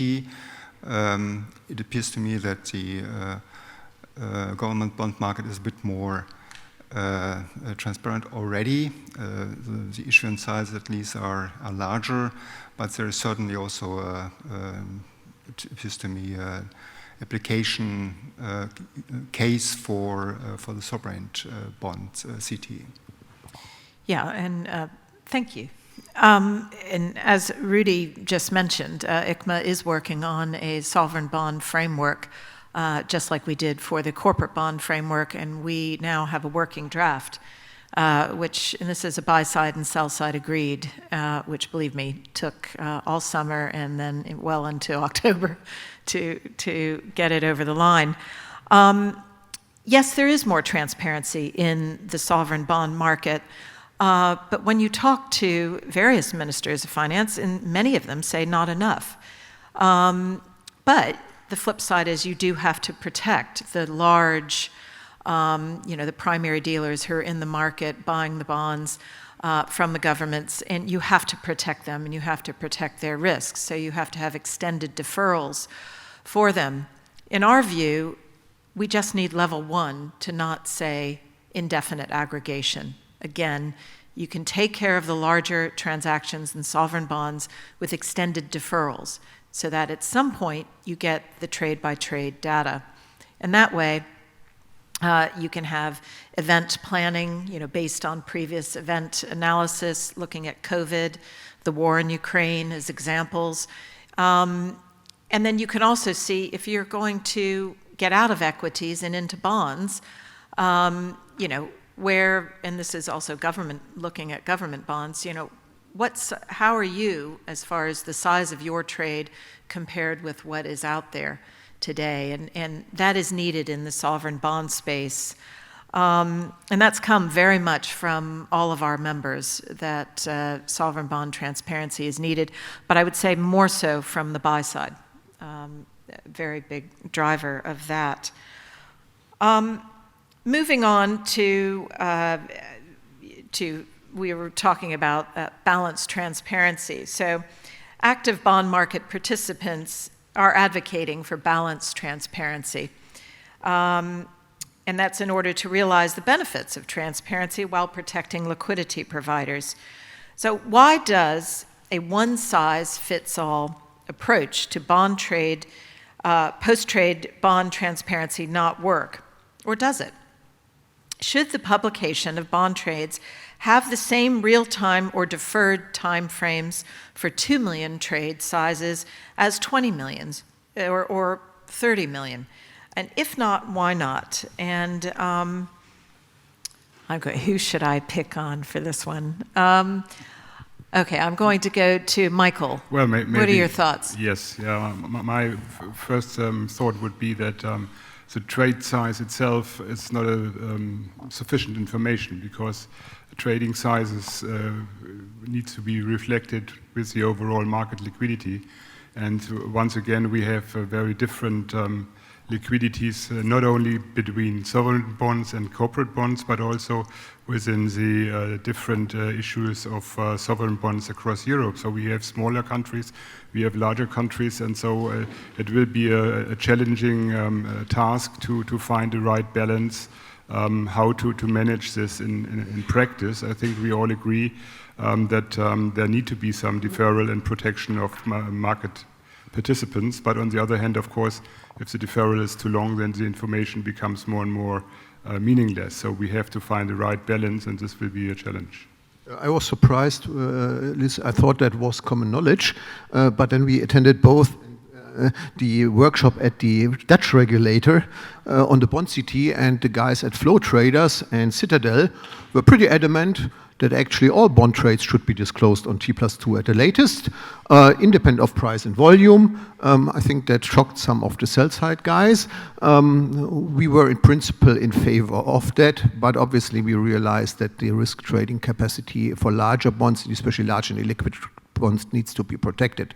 One additional aspect to Michael is clearly, and we fully support ICMA on that, is the aspect of credit quality expressed as investment grade or non-investment grade, or even by rating, although that's not allowed by regulation directly, is a very important aspect to qualify liquidity. So we clearly would like to see allowing at level 1 for large and illiquid trades beyond the 2 weeks as the otherwise general rule. However, and I recognize Richard in the back, that on the corporate bond side, the other sell-side association, I'm not allowed to name the name here, I guess, AFME, made a study with the help of our friends at Finburn on post-trade data, and they said that one trade needed 76 days. To be very clear, we are not supporting 76 days as the ultimate deferral. I do think that we do need to look at credit conditions that are present in the market at that time, and also how pro-cyclical markets become. Because if you have a situation in which, and we saw this during the last financial crisis, for quite a few asset classes, there was one dealer, right? For them to still be standing there providing liquidity with full transparency in the event of a major financial crisis, clearly something's got to give, because you may find yourselves in a situation in which literally, yes, you have maximum transparency, but there is zero liquidity. So I do, and almost regardless of deferrals, if you're warehousing positions through a financial crisis, then even if those prices are revealed 2 weeks later, that may still be far too soon. So I do think that there does need to be a credit conditions and sort of pro-cyclical aspect to this regulation. But it's not every time a crisis. I mean, No, we are talking mainly for normal days. I'm happy with any exceptional clause for crises. If Mr. Franke says, or somebody else who is responsible, this is a bond market crisis, okay, then other deferrals might apply. But if you are talking about normal situations, I think it might be simply protecting the profitability of the banks, and that needs to be avoided. Yeah, and we are very well aware that there's certainly the goal of increasing transparency, but there's also the risk of causing frictions in the market and causing illiquidity with too much transparency at the wrong moment. Therefore, a differentiated approach needs to be pursued, taking into account issuance size, trade size, and also differentiating between price deferrals and volume deferrals. And this is a discussion that is taking place at this moment. Yeah, actually, you bring up a good point, and we've been having a lot of meetings with people, and on the smaller end and the more liquid end, no one is worried about price and size either having a different time frame. We're not really worried about that. But everyone that I have spoken to, and these are all active bond market participants, are saying if you and this is one of the, by the way, this is one of the options that is currently on the table with lawmakers, which is to flash a price before a size for large and illiquid trades. So the problem you have with that is the minute you flash a price for a large and illiquid trade, you're telling the entire market that there's a large illiquid trade out there in progress. And so some of the algo traders, and I won't say who, but some of the algo traders that are out there, this then signals them. And it's all auto execution. And they start trading against these counterparties who are involved. So suddenly, the liquidity provider who's trying to trade out of their position, it's negatively impacting them. This then impacts the counterparty, and certainly it means that the next time, liquidity is needed in this bond, there's a reticence to provide the liquidity, or, and this is a very, very, very real concern, as that liquidity for large and liquid trades starts migrating outside of the EU. And this is, we have already heard last week in another conference, Fixed Income Leaders Summit, we had a panelist, buy-side, very large panelist, who said, I really don't want to go and have to set up a separate legal entity in the UK in order to trade large block trades. So we could have a situation of a high-touch, low-touch in the EU, high-touch in, shall we say, where I just flew in from. So that's a real concern, and nobody wants that. Nobody wants the additional costs of setting up an office in the UK in order to trade large block trades. They just want a sensible regime that doesn't flash a price before the size for large block trades, or a T+2 scenario, even if it is price and size, for large illiquid or extra large trades. So on that point, Udo, I'm coming back to you. What are you hearing? And I know you can't go into specifics of who is saying what, although we are hearing lots of rumors. But we don't understand. We've shown data. We have explained the situation. We have buy sides leading the charge, because a lot of people think, oh, these sell sides, they're not doing. But the sell sides are providing liquidity. And in this case, it is key. So what is the pushback? Do they really understand the consequences of getting the larger illiquid part of transparency deferrals wrong? It's my impression that in the Council, these concerns are well recognized, and that there is now a schedule under discussion that takes these concerns into account.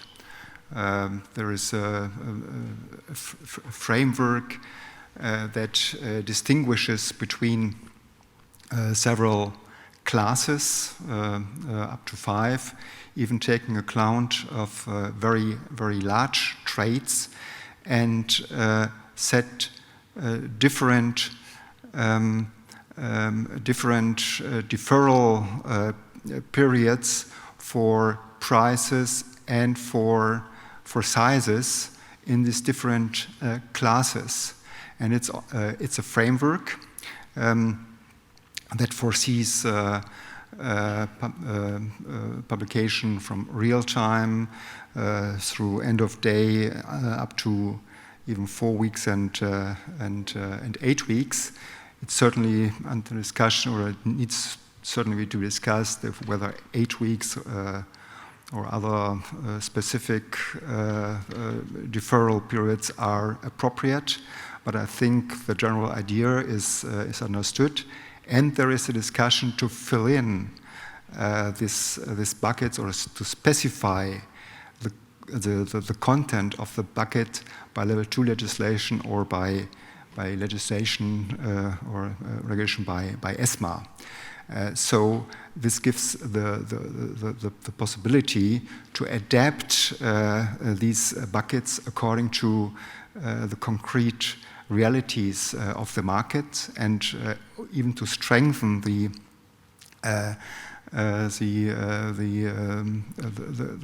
framework without going at the level 1 level if liquidity conditions in certain buckets improve. So I think this is a good idea to move forward, and it also appears to me that there's a possibility to reach to a conclusion on this basis in the Council. That's great. I would love to see that. So I just want to clarify one thing. I know you mentioned different price and size. So in one category, so the extra large, and also we've seen things found in the back of a taxi. What are the phrases? Found in the back of a taxi, and you always find it in the subway. Subway. There you go. Yes. We found a few, and we understand that the Council has said, and this is just rumors, nothing is confirmed, that they agree with our proposal of 4 weeks for extra large price and size deferral. But then we're hearing rumors of 1 week for price and 2 weeks for size for large and illiquid, so it's one category below. And that's where the concern is. Because again, if you are showing the price before the size, you are advertising that there is a large trade for something that will take at least 2 weeks to trade out of, sometimes more. But we thought, okay, we can risk it for 2 weeks, but we need that 2 weeks. So I just want to make sure, are you saying that that's not the case, that it's not a 1 week flashing a price, later and then 2 weeks size? Or has that moved on? Based on what you're finding in the back of a taxi? So I don't can tell too much about this back in the taxi texts that somebody might have found. But these aspects, I think, these are still under discussion, and there are different views among different member states, and now it's the task of the Commission, of the Presidency, to bring these views together and to propose an amended framework that would be acceptable as a compromise solution for the majority. Nothing is put in stone at this moment, but I think the general schedule that is pointing in the right direction. That's great. So horse trade could happen, which is fantastic. Sorry, go ahead. No, I just want to make another suggestion, and that is, I almost wonder whether, irrespective of exactly which deferrals are put in place, whether this ultimately completely changes the whole dynamic of the bond market. Does it start to make the bond market look and feel a little bit more like the equity market? Is that indeed a sort of almost hidden intention of this?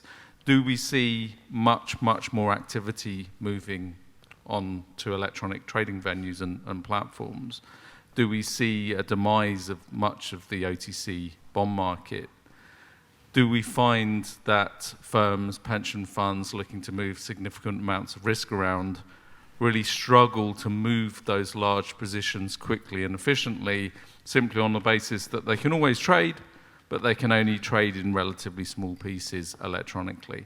So I do wonder whether this might be an unintended consequence. It might be an intended consequence, but it's certainly something that, in the background, I think, irrespective of how substantial these deferrals are, there's always going to be pressure from the market makers and the liquidity providers for the maximum possible indefinite deferrals. I'm warehousing all of this risk. I've got to get out of X billion worth of this particular security, and there's no way I can do that in less than 3 months, and you're telling me that everything is revealed in the space of a week or 2 weeks. There's always that pressure from the dealer side, coupled with the somewhat political pressure. We're always protecting granny and the orphans and pensioners. that we're going to need to provide much, much more timely transparency. So I do wonder whether it will just completely change the dynamic of the market. I think as well, it's very worth having a very thorough study of the impact of trace reporting in the United States. This was something that essentially was introduced over the course of about 10 years. Each year, over a 10-year period, they rolled out an additional sector of the market, an additional asset class. So one year it was municipal bonds, next year it might have been corporate bonds, etc. But I think there's certainly a lot of rich analysis to come from that. But I do wonder whether, say, ultimately this is going to mean maybe a liquid market in terms of being able to move small amounts of risk, but a much more automated and much more electronic market. Yeah, on the trace element, which is a great one to look at to analyze, which is the U.S. bond consolidated tape, which has quite frankly been there for 20 years. It started out with high yield and, like you said, just built other bond types in. However, there is a lot, and some of the Commission in particular likes to look at the U.S. market and just kind of overlay their system into the EU market. And that is where problems occur. For one thing, capital market funding. 80% of capital market funding is funded through the market in the US. It is the flip side here. It is 20%. So it is a completely different market. It's also one country. So when you have, if you're looking at the sovereign bond question, you're looking at 27 different countries. Here, you're not, in the States, you're looking at one. It is a very different scenario. Doesn't mean that we shouldn't look at some of the, impacts of when they started the consolidated tape. It did impact, and I think, and we're certainly going for a big bang approach. I don't think that's bad. I think we can actually do it. I think we just have to protect the fact. So, to your point, Jonathan, bonds will always be balance sheet driven for the larger sizes. It is the only way to do it because there is so much involved in taking care of that balance sheet, particularly since you don't have as much of it as you used to. So there's a lot of protection of the balance sheet. That will always be happening, so you have to protect those larger sizes. What we found by analyzing data, and we've done a lot of data, is that those trades, percentage of trades in the market are extremely small. Most of the market in the EU is the lower size, not requiring as much balance sheet, the percentage of those transactions. So oddly enough, I think there will be a lot more automation. There will be more trading on trading venues, more algo trading, et cetera.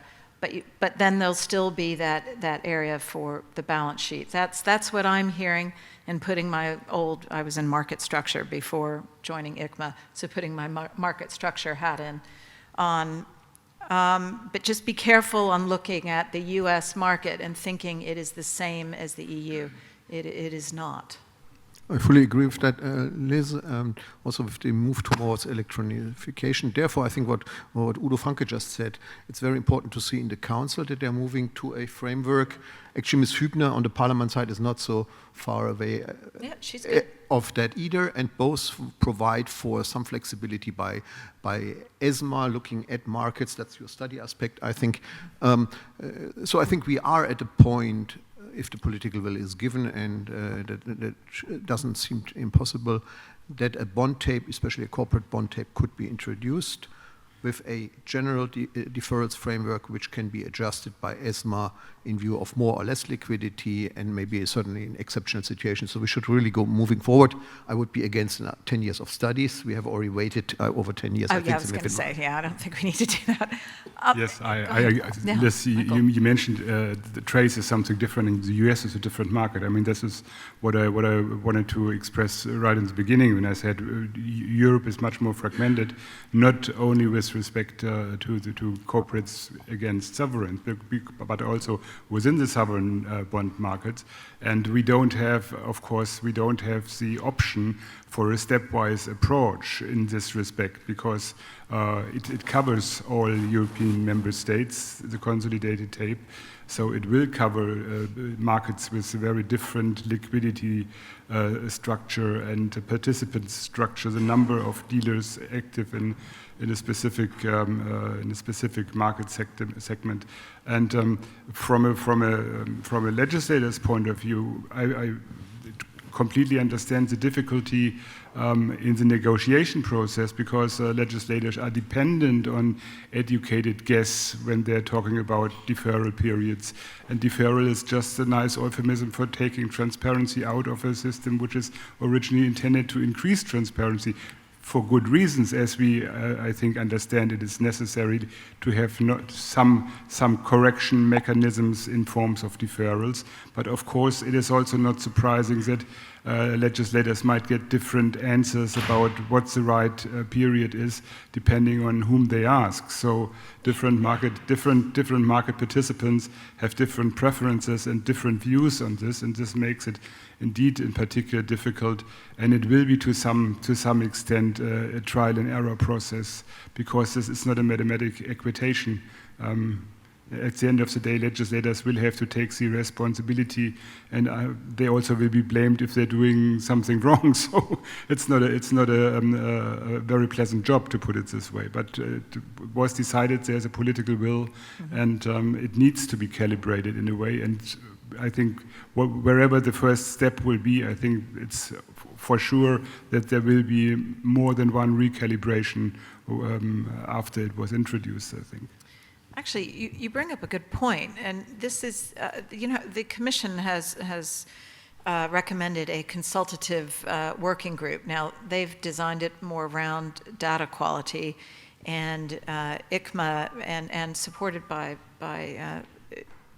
other trade associations as well, has suggested, we agree with that consultative working group that analyzes the market. So in other words, if there's a data field that needs to change, let's recommend what it is, and a report is provided, and we say every 6 months. But we also wanted to have the state of balance sheet provision also in that report, because of this understanding that balance sheet is still very, very important. So to say, okay, should the deferrals, what is the impact on the market? Because what we're worried about, we're talking level 1 with these deferrals. That's carved in stone once you have the level 1 categories set for deferral timeframes. We know the thresholds could change, but the deferral time periods are there. So what we're saying is, what about deferrals and thresholds if every 6 months a report is written by this consultative working group, published, and with recommendations to ESMA, and then ESMA either can take them on board or not, but it's a bit more of a dynamic approach to say, wait a minute, actually everything is working great, let's have more transparency. Or let's say we have COVID or something else where we need to pull a bit because the market is having problems. So a bit more of a dynamic approach. Is that, Udo, is that still something that you all are talking about? And I know this was very much led by Tillman, which I thought was a great idea. Yeah, I think it's certainly a good idea to bring in the expertise of the market and of those that are applying the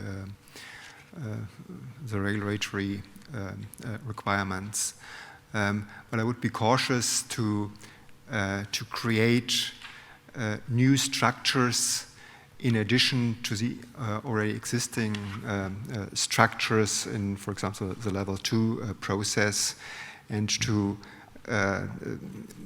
create parallel structures to what has been already been set up at ESMA, with the lead of ESMA, and with the involvement of NCAs. So I think it's a good idea to bring in expertise, but I would be a bit cautious to create a parallel structure. Okay, so it's more bring in this expert stakeholder view on what's going on. It's just how to set it up, and absolutely has to work with ESMA key to making it more dynamic. We wholeheartedly supported a consultative work group to support the operation of the consolidated tape operator, and in that sense maybe advise also on the deferrals. What I'm a little bit worried about is, Liz, my members are already screaming at me if we have to change reporting within 5 or 10 years. What you are maybe asking for is to change every 6 months, and I'm not sure, Jonathan, that will work at all, given your slide 5 billion trades, 86% wrong, that might be then 99% wrong. Yeah, I mean, I do wonder here to some extent whether this is kind of a tale of two markets, right? If you look at the regulator's intention very much around a strong focus on protecting the retail market. You think about Europe and how it differentiates itself from the United States, and how there's a much deeper, much larger retail aspect to the market, certainly in some jurisdictions, than there is perhaps in the United States, such that I almost wonder whether you want to treat it as two markets and have one that's kind of a deep global capital market in which people need to be able to move billions of euros round of particular securities without a great deal of transparency, and another market where you're looking at retail size, certainly sub 1 million euros, in which the more transparency the better. Clearly you need to make sure that no retail investor is ever disadvantaged. And I just wonder, you talk about the need to recalibrate. I mean, certainly that's the case under the existing requirements for RTS1 and RTS2 for post-trade transparency, and the SI regime. You're always required to essentially provide your calibrations and state which securities are liquid or illiquid.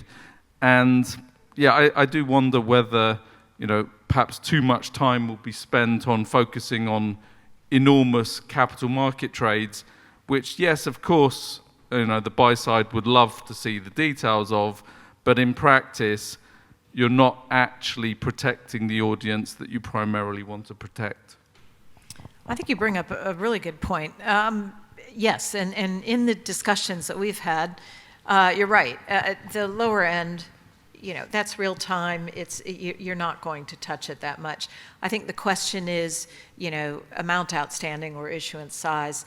If it starts out at, say, 750 million and liquidity is being provided, could you lower it to 500 million? And then that's something that people are saying, yeah. But the concern is if you have it in the RTS, and you have to go through, and it's 2 years later that it finally happens, then that was the question. But to your point, the liquidity assessment, do you remember that's quite fluid. So it could be something like that. So we were saying, within the existing regulatory framework, is there a way to be a bit more fluid to say, okay, let's lower the thresholds so that you can get more transparency?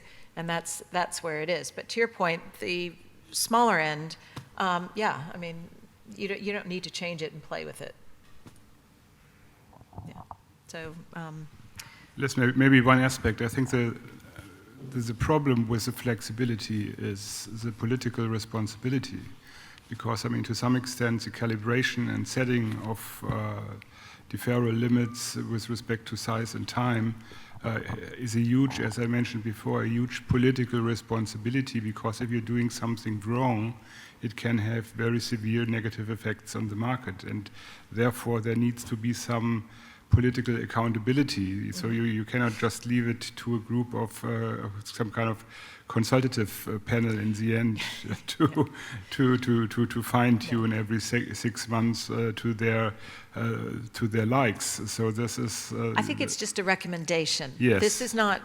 This was an apologies if I made it sound like it was firm. The point I want to make, it's important that there is still some political responsibility behind the decision where the levels are set.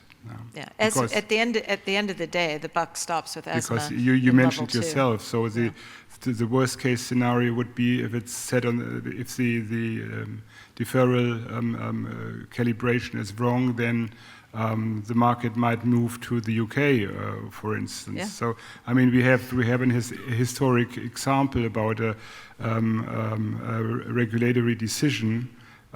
Which had this effect, which was in the 1990s, I think, the minimum reserve requirement on repo trades in German bunds, which was very low, I think 2% or so.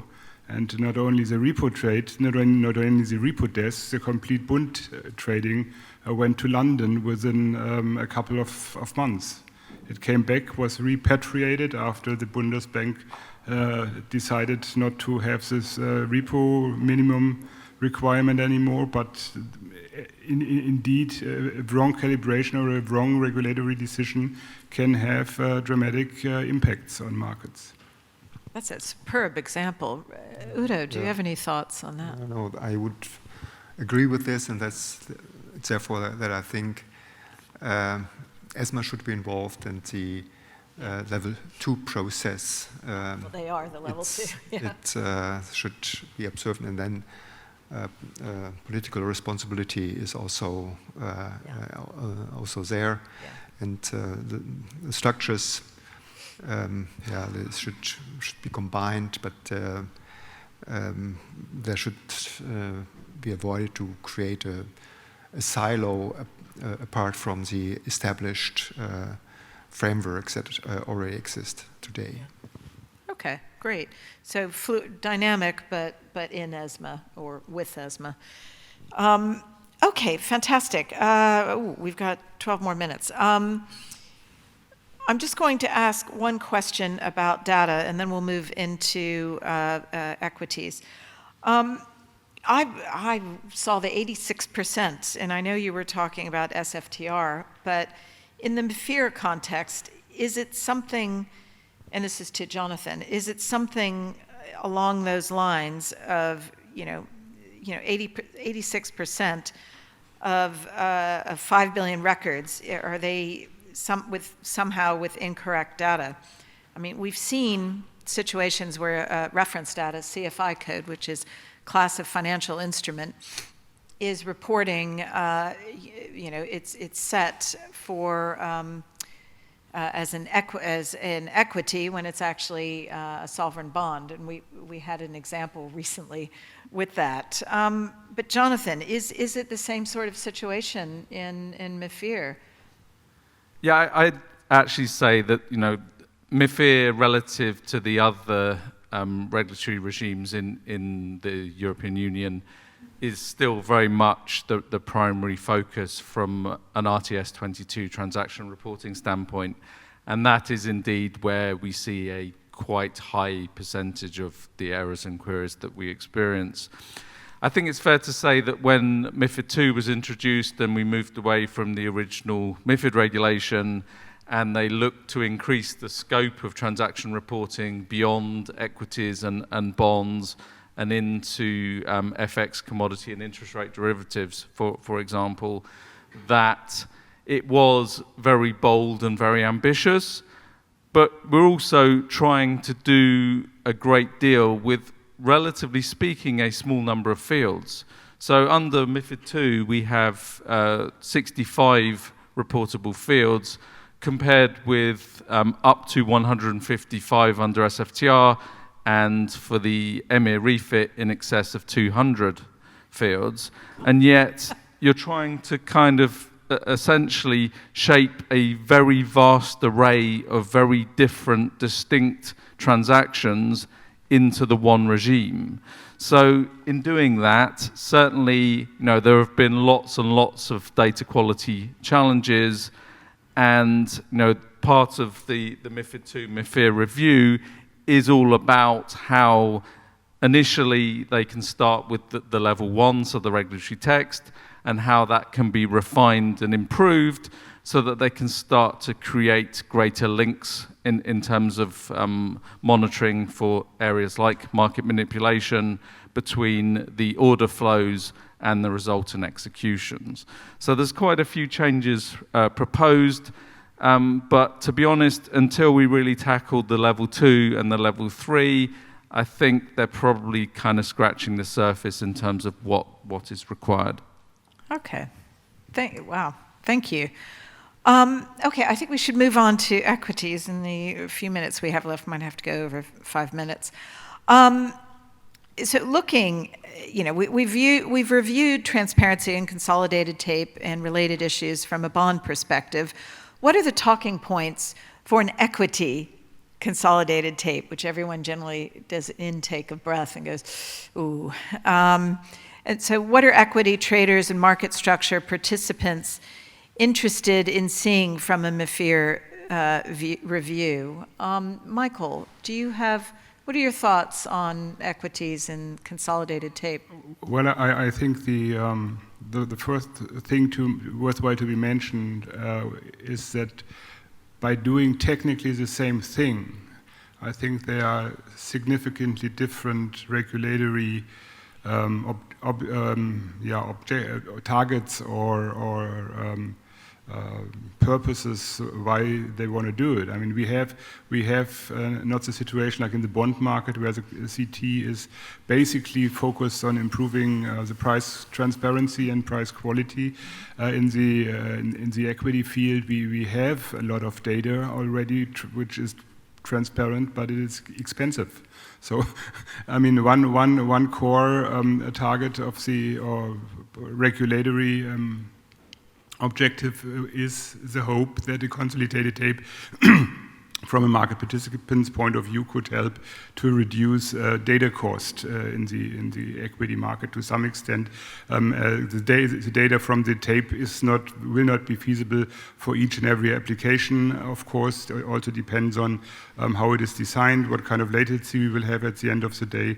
Is it only post-trade or is it also pre-trade? So lots of factors come into play here. But I think the hope is that it will, to some extent, reduce data costs for the users of the data.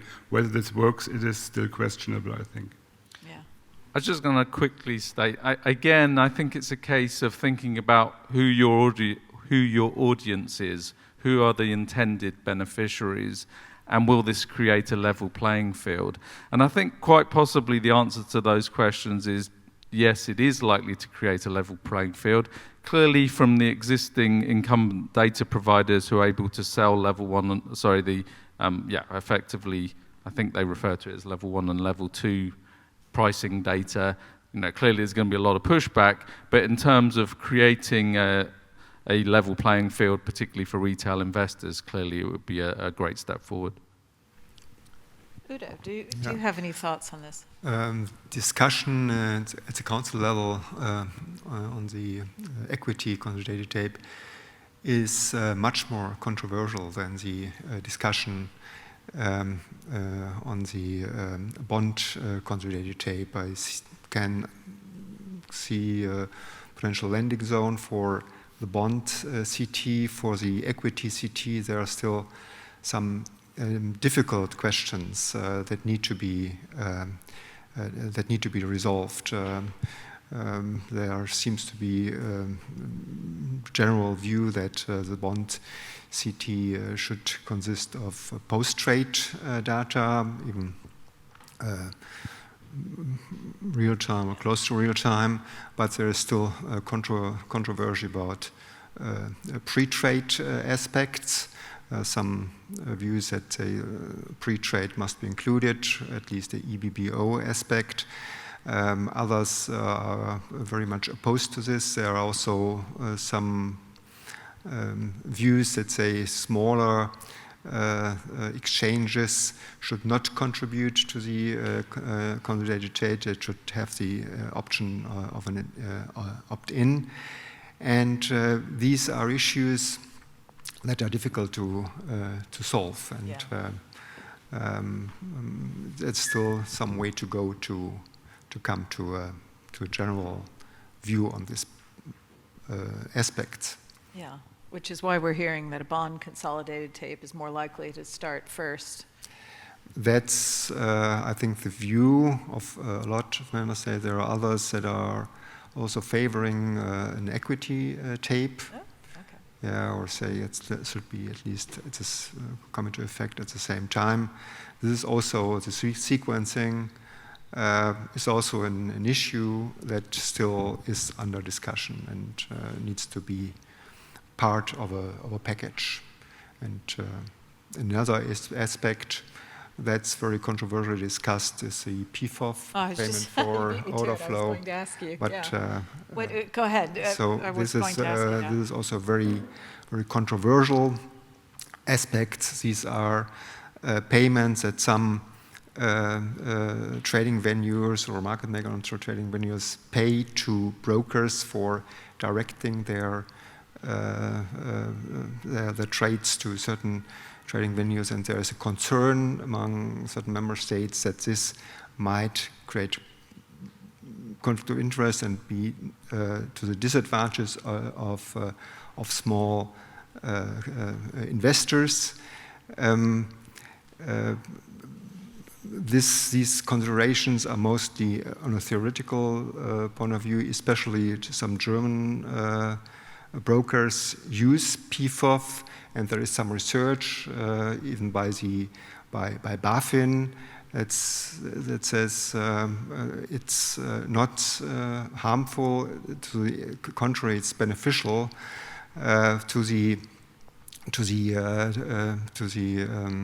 investor, to the private investor. So, in our view, a ban would not be justified, and there is not enough evidence. But but we are ready to reframe the framework. But there is also some way to go until an agreement can be reached on this issue. Maybe if I can just add on this last point, we as buy-side are not concerned by the PFOF issue directly, but what we fear is strategic risk here. PFOF is only one example of inducements. The Parliament has just heard Ms. Hübner's report, and the reaction of the Social Democrat was, okay, let's ban all inducements in MiFID beyond PFOF, which would mean that no fund distribution, no certificate distribution in Germany, structured derivatives, and so on, could continue going forward, because we only have 130 or 200 so-called Honorarberater, advisor against fees. So that would mean a major reshaping of current revenue streams within the financial services industry. So I think everybody needs to be very careful when they're making their position on PFOF, because it's clear that with the retail investment distribution review coming at the end of the year or first quarter next year, we will have a much larger debate. And if we allow PFOF ban, we will have already halfway into a complete ban. Briefly on consolidated tape, on equities, we would like it. My members clearly tell me without pre-trade, it would be pretty useless, or as Jonathan would put it, there will be no real commercial interest to provide that. We already see it's difficult to find providers in that area. But obviously in the area of interest, we would rather exempt, as Udo Franke has mentioned, under an 80-20% rule, not as in bond trades, the smaller exchanges from more or less unimportant East European countries. There are proposals, I think, or discussions within the Council as well as the Parliament, which could limit somehow that to about 2% maximum of trading volumes in Europe, in order to calm their fears that they would lose market data volumes. Michael Sterzenbach is completely correct. But we also have said as buy-side, understanding that there is a huge concern that our real-time tape would be at a second space, i.e. the brokers in the room could not really use that for trading purposes. It would be more directed at the retail investor who could have a last look at the market, or in my member's case, the portfolio manager having a last look at the market before making investment decisions, which are then implemented by a trading desk. So in that sense, we hope that the sell side would be, the exchanges would be happy. I mean, national exchanges in Europe are a monopoly, each for their pricings. They have a 76% net operating margin, i.e. they spend 23 cents on market data and make a profit of 76. So my worries that they would lose money and margin are very limited. But obviously exchanges are national monopolies and are very favorable looked upon usually by the national government. So it's very difficult to lobby for the buy and sell side interests against them. So I guess we have to live with some compromise in that area, but it would be really important that we can at least keep one element of pre-trade data in that offering, because if that's not the case, I'm not sure that anybody will buy an equity consolidated tape. That makes it very important that the bond tape legally does not hinge on the equity tape. We are less concerned. We favor a bond tape in timing perspectives over the equity tape. Our French friends have the completely other position. They fear that if there is no equity tape, there will never be a bond tape. I think if it's just a timing issue, because we understand that ESMA cannot run from a capacity perspective, selection processes in parallel for 4 different tapes, including the ETF tape, that it would be simply that some staging is necessary to allow ESMA to come up with a good selection process. But it should not be legally required that the first one has to be concluded successfully before the next one can start. If that is clear, we are fine.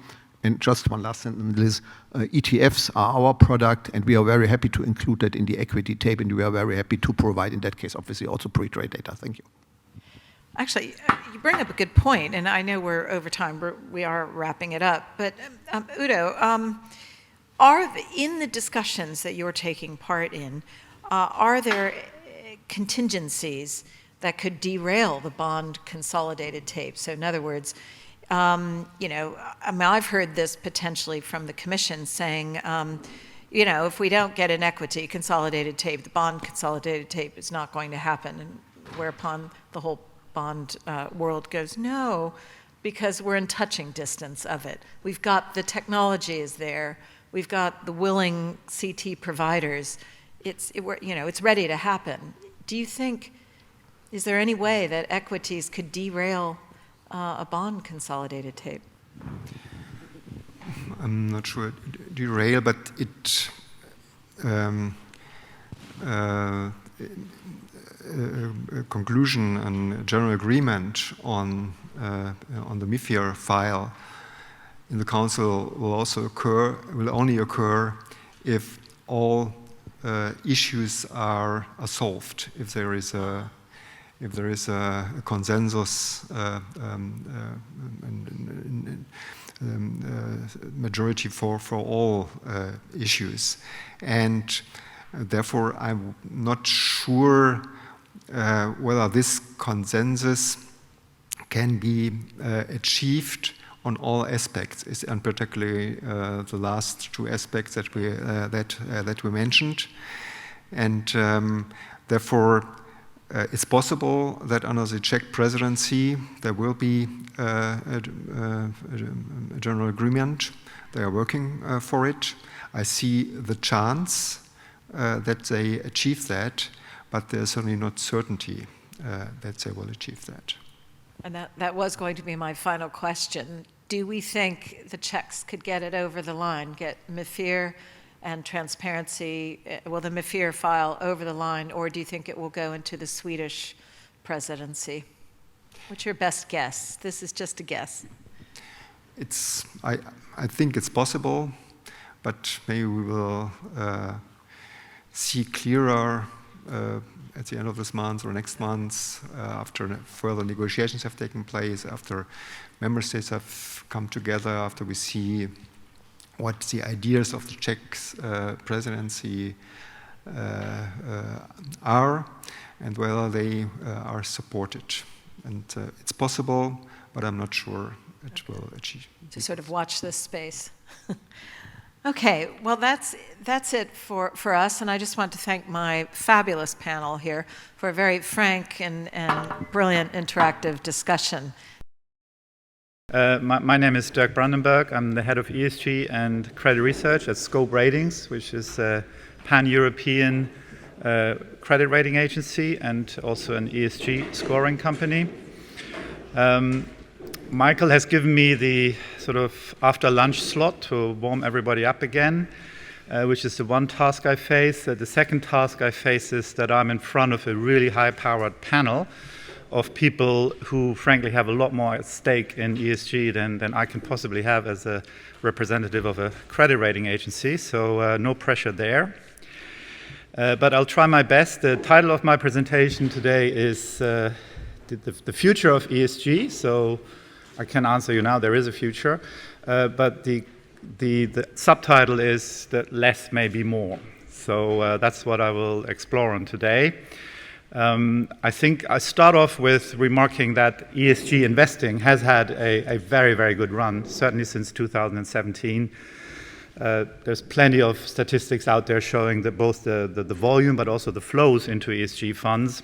And I think behind that, there is a certain acceptance, which is quite remarkable, that capital markets accept such ideas as what we used to call sort of responsible capitalism here on the continent, and most importantly, the need to fight climate change as sort of a basic investment principle.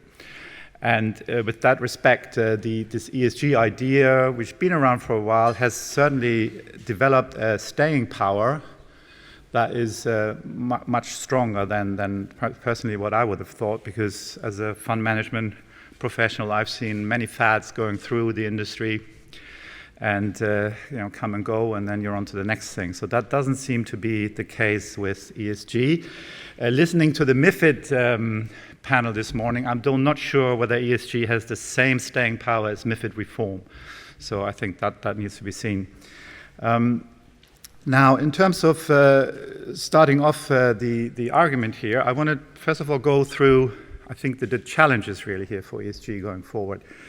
So the question is, it had a very good run, but there are some crucial issues that need to be addressed here, and they need to actually address very quickly, because otherwise I think there is the risk that the concept and that the principles suffer a bit, but certainly on credibility. The first point to raise here is greenwashing, which I think is very dominant in the press at the moment. It affects all kinds of capital markets participants. We've seen allegations against fund managers in the US, in Europe, but there's also raising doubts if you think about this famous G-Funds alliance of banks who have set very, very ambitious goals. Most people arguing, well, how realistic is it that those goals can be met, and then how realistic is it that they actually stick to those? And then we also have the quite long-standing problem already that companies, they take the rational choice. They pick and choose the ESG criteria that best suit their agenda without necessarily providing the backing in terms of how important they actually are to the business and how would they actually get there. So I think that's one thing the industry needs to address as a matter of priority. The second point is, and it's linked, but it's slightly different, is the lack of transparency. So that is partly related to greenwashing, but it's really about how ESG information is gathered and then evaluated and then most importantly used. And this is kind of where a lot of the criticism at the moment is leveled at ESG scoring companies, because everybody's saying, well, they have quite arbitrary and unquantifiable assessments, and clearly that is an issue for credibility here. And there's another aspect to this. So there's also the question if, for example, a fund sponsor says, okay, I'm having an ESG fund, then there's often, it's not clear actually what that is. Is that just a fund that mitigates ESG risks, or is that a fund that actually wants to have an impact on sort of improving ESG factors, in particular carbon reduction? So that also creates a lot of confusion, and I think it's not very good for the industry that this persists.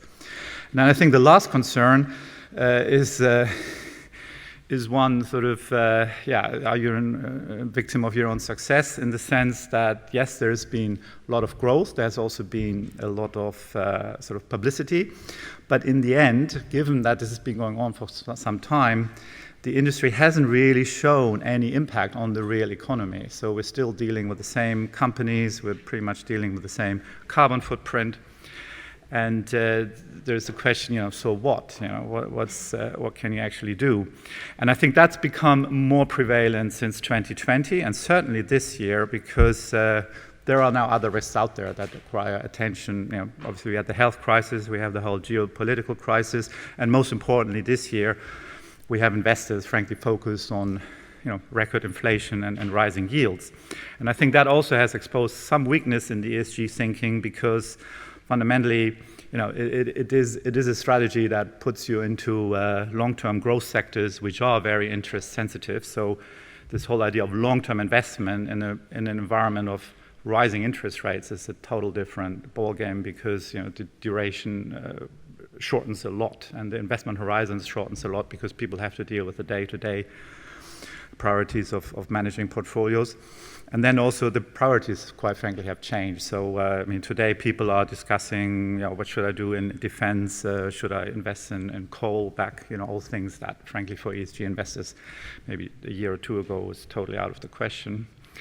And the underlying issue here for ESG products is this nagging perception that, it's all great on gold, but, and there are lots of promises, but, where's the strategy and the delivery here? So I think these 3 points, I think they set the scene to think about, where do we go from here, and why are certain things happening, and what needs to happen in the marketplace to lead to further acceptance and also growth of this concept.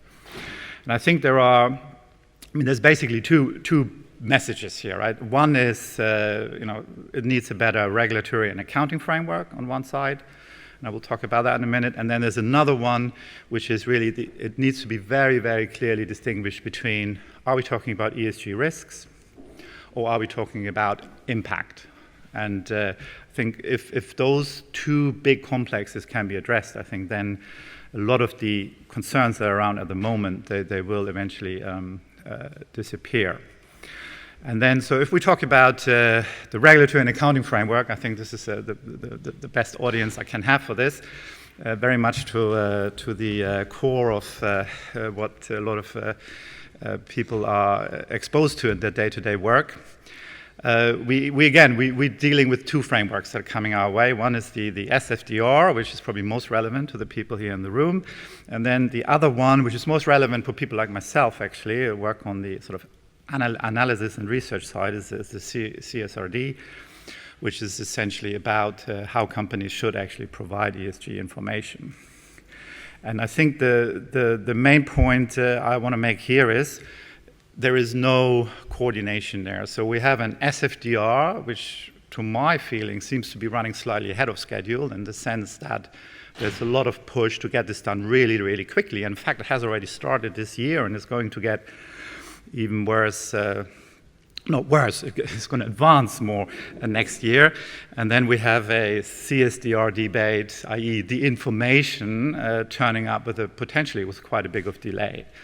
So I think that's actually meaning that if you're worried about, basically continuous discussion about transparency and also greenwashing, then that's going to be a problem, right? Because that may not be resolved that quickly. So in this case, I think the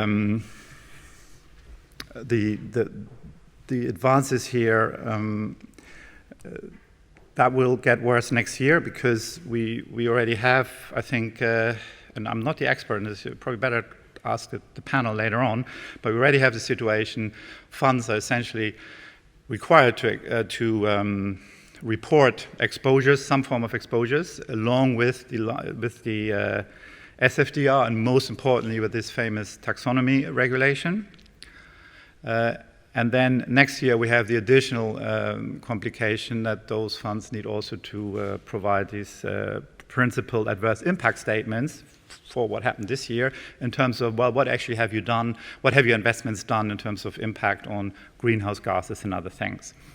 So that is quite a challenge, frankly, to meet, and certainly also for us as a credit rating agency or as an ESG scorer, there is a big data issue here lying ahead. And clearly that risks further ambiguities. The basic idea, though, is right. So if there is better reporting on basically negative external effects of companies, then I think the understanding of ESG and also why should you invest in this is going to become a lot clearer. And so, this framework fundamentally, I think, ultimately will address particularly the issues around greenwashing and some of the, not all of the transparency issues. For sponsors of funds, it's not going to be easy because, first of all, they have a choice at the moment. You may be aware of this. You can classify your fund as just normal, as a little bit of ESG, and then as really impact focus, which is sort of Article 6, 8, and 9 of the SFDR. And I think already now we're seeing that, at least I'm reading about it, that fund companies are actually reclassifying funds because they realize that they may not have all the evidence to really say this is an Article 8 or an Article 9 fund, which frankly is not a problem, right? I mean, it's just a question of applying a uniform criteria to this. And if my mantra is less is more, then this would be one of the points here to say, well, why don't you do a bit less into the category 8s and 9s and then sort of develop it over time? And I think there would be a lot of understanding as well from the investor side. The dilemma is that the taxonomy itself keeps evolving, right? So even if you have something, a view today, then already now we have, the whole question of how should we be treating defense, how you should be looking at nuclear versus gas and everything. So that means, the transparency issue will not go away that easily because people will always have different views about that. And so from that angle, again, it's probably wise to tread very carefully in these classifications. Let me move on to the other leg. So we have the SFDR, now we're moving to the reporting side, i.e. where is the data going to come from? That would be clearly a very good movement just to finish the greenwashing debate once and for all once the CSRD is in place. And again, it would also address the concerns about transparency, which frankly, there's not a single person you can't talk to in the industry that doesn't say, well, transparency is the big issue that we're facing. The sort of availability of data is the big issue. So from that angle, I think there is a lot of agreement that the CSRD should go ahead. But the risk is that this is such a mammoth project that it will simply not deliver in time. And I'm almost sure it can't deliver in time with regard to where the SFDR is. Even now, the start date is only 2024, and that is only for the first batch of companies. If you really want the full implementation with all the exemptions, you're looking at 2028, 2029 here. So that may be a bit too long, and there may be a need to, probably simplify and shorten some of these horizons. Let me jump forward. And there's another aspect here, it's more from my angle. It's all fine putting all this information out there, and we can discuss a lot what should be out there and what shouldn't, but there's also the need to then actually process that information and actually make some sense out of it. I'm only saying that because most companies will already complain about the cost of any of these accounting changes, which I have full sympathy with.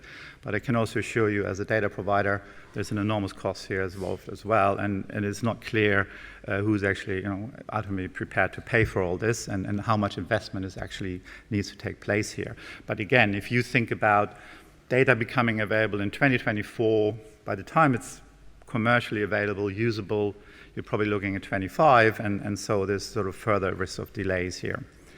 And I think there are some very specific aspects here in Europe, without going into too much detail, but there is a big debate on how this should be done, in the sense that there are different accounting frameworks out there. So the EU has sort of elevated this EFRAG body, which is sort of this new, it's been around for time, but it's sort of newly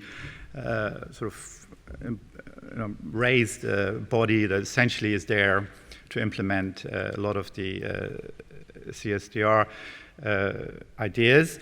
So they've taken a pretty radical view, right? They're saying, well, we're going for this full principle of double materiality. That means a company has to report on everything that impacts it, and it also has to report on every impact it has on other people, right? And this can be anything. It can be greenhouse gases, can be diversity, can be supply chains somewhere in China and so forth. So that's quite a big task. And if you roll that out across 50,000 companies and more, you can imagine that this has become an almost impossible task. At the same time, we have other movements elsewhere in the world, right? We have the ISSB here in Frankfurt, who's basically arguing, well, we need a really high materiality thresholds here. Companies should only really report on stuff that has an impact on the value of its equity and debt, which, as an investor, kind of makes sense. So this is a slightly narrower version of it. And then you have the SEC, who basically says, well, we only focus on climate risk and on nothing else, which, it's all very laudable. Problem is, we have a lot of companies who have ADRs listed in the US. You have also US companies, in Europe that would also have to report under European standards from 2029, I believe. And so having potentially 2 or 3 different competing frameworks here, that would also add another level of complexity here, which I'm pretty sure a lot of companies will not appreciate. And also there could be a lot of contradictions here. I mean, we have a long history there between IFRS and US GAAP, so I shall not go in there.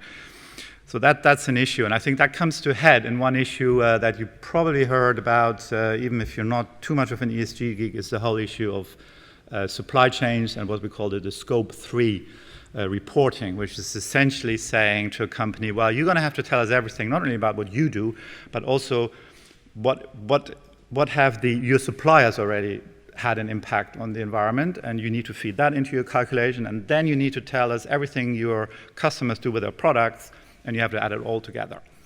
Right, so this is the fundamental idea of Scope 3. Now, obviously, you can scale this back, and you can probably say, well, we only maybe care about certain aspects of it.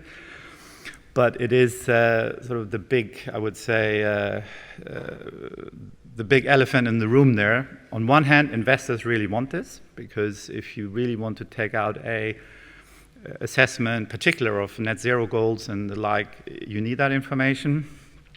But at the same time, as I highlighted before, if you don't even have global accounting standards, how is a company supposed to generate that data from its suppliers, and how is it going to suck it in from its customers? And there may be data protection and all kinds of rules that prevent this anyway. So I think that's why we can already see a pretty significant delay. In fact, the ISSB alluded to that this month, that basically Scope 3 reporting reliable may not be able to be achieved for a couple of years. And again, if you ask me, less is more. This is sort of one of the areas, I think, where there needs to be maybe a slight rethink. Although we as a company, we very much provide the modeling for Scope 3 type of analysis. So I'm not saying this is a bad idea. I'm just saying it cannot be implemented maybe in the scale that is envisioned here.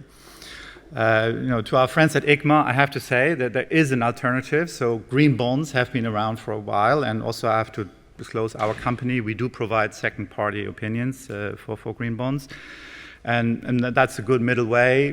With all the constraints, you take a particular debt instrument and you say, okay, fine, this is how it aligns with whatever sustainability challenge an issuer has to face and wants to address, and then we add whatever risk he faces at the same time, check the taxonomy, and that gives at least some kind of framework, a bit smaller, but can be better controlled than sort of these very grand frameworks that are out there. So that's sort of an example. How can you implement less is more, essentially? Let me come to my last point, which is, I think, probably the most important one if the industry really can have a sort of big future here, and that is you need to be very clear about, are we looking at ESG risks or are we looking at impact? And this is fundamentally the question, what does ESG stand for? And I think that's where a lot of the apprehension comes from at the moment. There are people saying, well, so much stuff around, I don't really know what this means. And so there are sort of two extremes of this view here. If you take the ESG risk view, then fundamentally that has always been a sort of governance approach. And because there's a long history of governance issues. We had Enron, we had WorldCom, we had Wirecard here, and investors very well understand that that can have a real negative impact on their investments and the future of a company.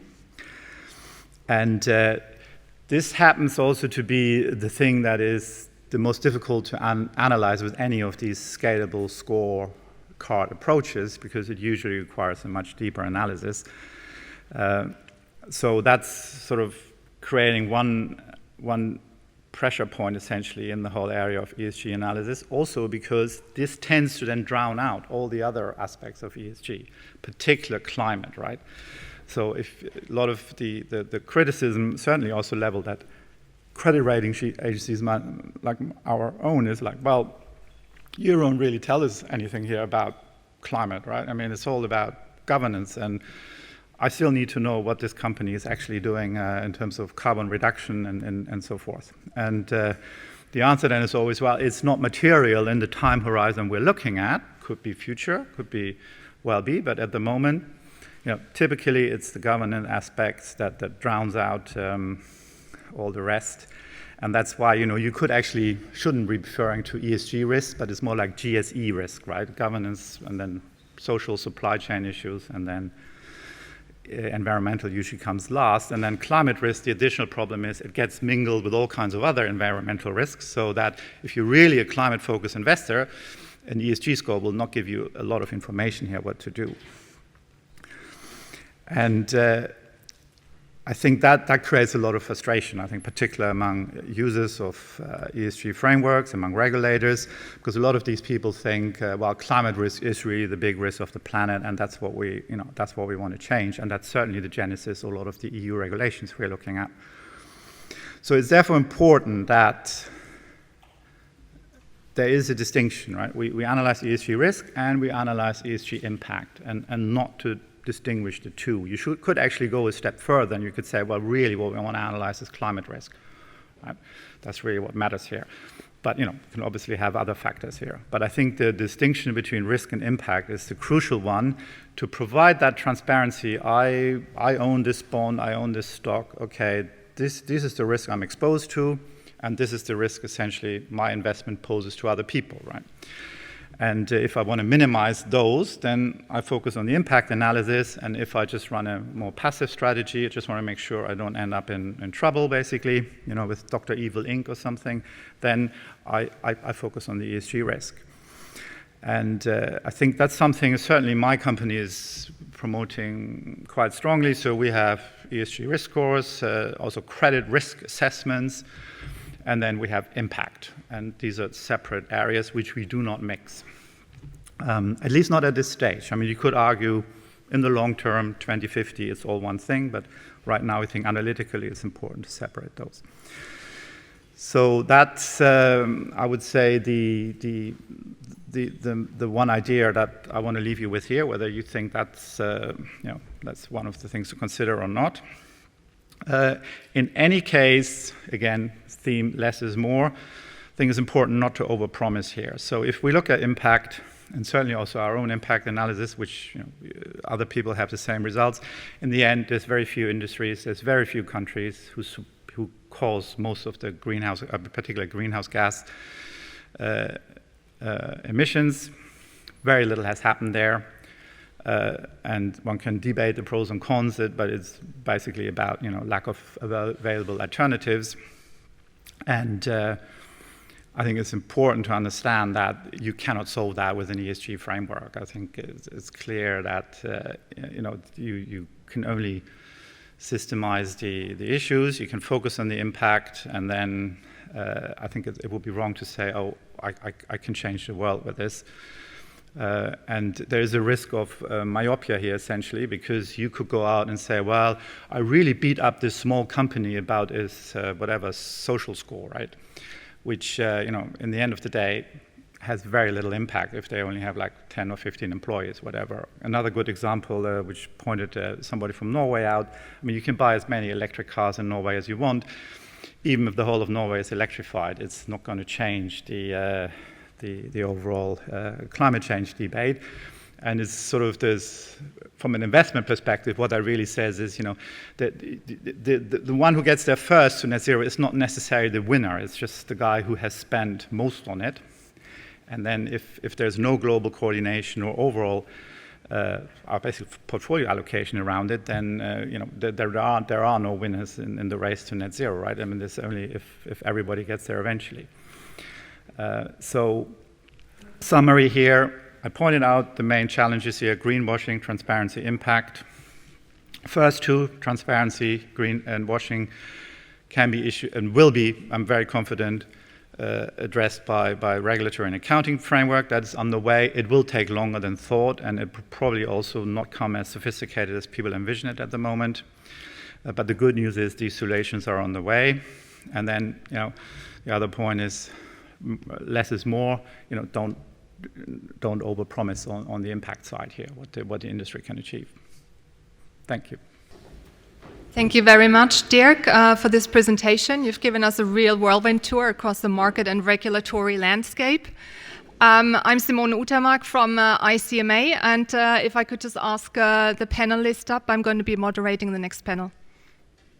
Okay, hello everyone. We're progressing. We're getting tired. It's afternoon, but hopefully this is a new topic for this conference. I think in the last, it's the 12th year now, I think, you haven't talked about sustainable finance, but I'm sure a lot of you do in your daily job. So hopefully we'll add a little bit more to what Dirk has just said and shed some light on some issues, specifically SFDR today.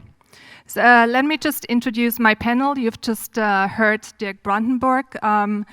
Otherwise, we're joined by, and I'm going by the order in which the gentlemen are sitting, Frank Klein, Senior Coverage Corporate Clients, Germany from DWS. Then we have Florian Sommer, Head of ESG Strategy Portfolio Management from Union Investment. And to my very left, we have Patrick Carlson, who's a Senior Policy Officer at ESMA. So we'll get the regulatory views in as well. But let me just start. I thought I'll show you a few slides to start off. So as I just said, I work with ICMA. This is partly an ICMA conference, as you know. And as Dirk already mentioned, the green bonds and green bond principles, I thought I'll just give you a quick overview on what's there for those of you who are not that familiar with the principles. So what you can see behind me, these are all the principles that we have nowadays. We just call them the principles because they keep proliferating. There are so many now. Green and social bonds, and the newest one, sustainably linked bonds, which are more focused on the strategy of an issuer.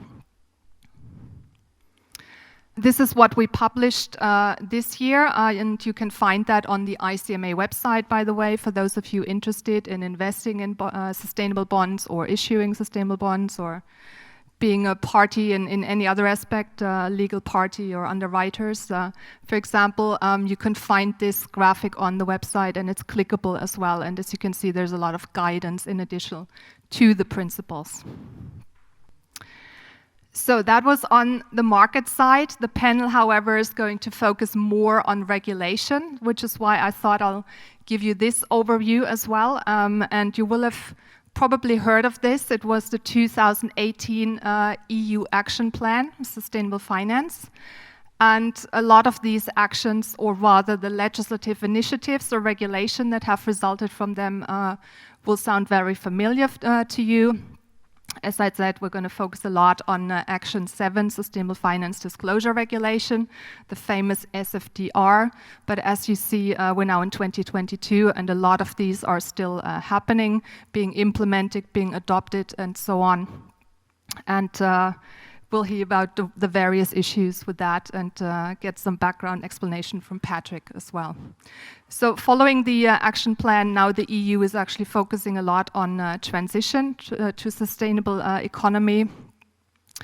You can use bonds to finance that, but we'll hear from the panel how perhaps regulation fits into that as well.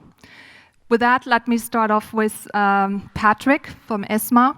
Patrick, if you could just give us a little bit of background as to what is SFDR, maybe not too basic, I guess a lot of people are familiar with it, and how does that fit into that bigger picture that we see here?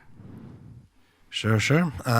Thank you for inviting me to speak here. It's a pleasure, particularly as I used to work at ICMA as well, so I have history, and it's nice to be now a guest speaker from ESMA. So what is SFDR? So the Sustainable Finance Disclosure Regulation was indeed part of this action plan, a very important part of it. It's essentially improving transparency by the financial sector about sustainability. There are various disclosure obligations that flow from the SFDR. There are some that apply to the entities, what's called the financial market participants in the regulation, and some that fall on products, financial products. There are important definitions in the regulation for the scope of it and who it applies to. Financial market participants are, UCITS management companies, alternative investment fund managers, pension funds, insurance companies, and banks and investment firms, but only for their portfolio management and investment advice activity. My role at ESMA has been on the policy side, to draft some of the technical standards that underpin the SFDR. That's what we do in the ESAs. We provide these kind of what's called level 2 standards. So the level 1 is the framework regulation. Level 2 are then specific technical standards that we have been asked to draft. It's not only ESMA, it's a joint RTSs and regulatory technical standards that we have drafted with our sister agencies. They are EIOPA and EBA, so the Insurance and Occupational Pensions Authority and the European Banking Authority. So I'll focus a little bit on what the technical standards apply to, but I stress those are not the only disclosures from SFDR. There's also other, particularly sustainability risk integration disclosure. But the technical standards apply to two things. First, it's the principal adverse impact disclosure, which Dirk already explained a little bit in his introduction to this topic. So the principal adverse impact disclosure is essentially transparency about the bad things that happen as a result of investment decisions. So this is done at the entity level, the financial market participant level. And indeed, the first statements of the adverse impacts are due next year by the 30th of June. We're very much looking forward to that. We have set out a number of principal adverse impact indicators to measure these things. So they are, for example, greenhouse gas emissions, but also adverse impacts relating from biodiversity, for example, and social impacts as well, including gender pay, for example. So there are a number of indicators. There's 18 of them that are what we call mandatory, and then there's 46 opt-in indicators where financial market participants have to choose the appropriate number of indicators depending on their types of investments. So that's the one side. This is the financial entity level principal adverse impact disclosure. The other side is then product disclosures, financial product disclosures. This is where these famous articles keep being cited, Articles 6, 8, and 9. Article 6 is sustainability risk integration. We have no technical standards underpinning that. That's all set in the level 1 text. But there are indeed very specific standards that we have developed for the Article 8 and Article 9 disclosures. Article 8 and Article 9 are actually the pre-contractual disclosure articles for certain types of products. Article 8 products are those that promote an environmental or social characteristic. And Article 9 is the pre-contractual disclosure for products that have a sustainable investment as their objective.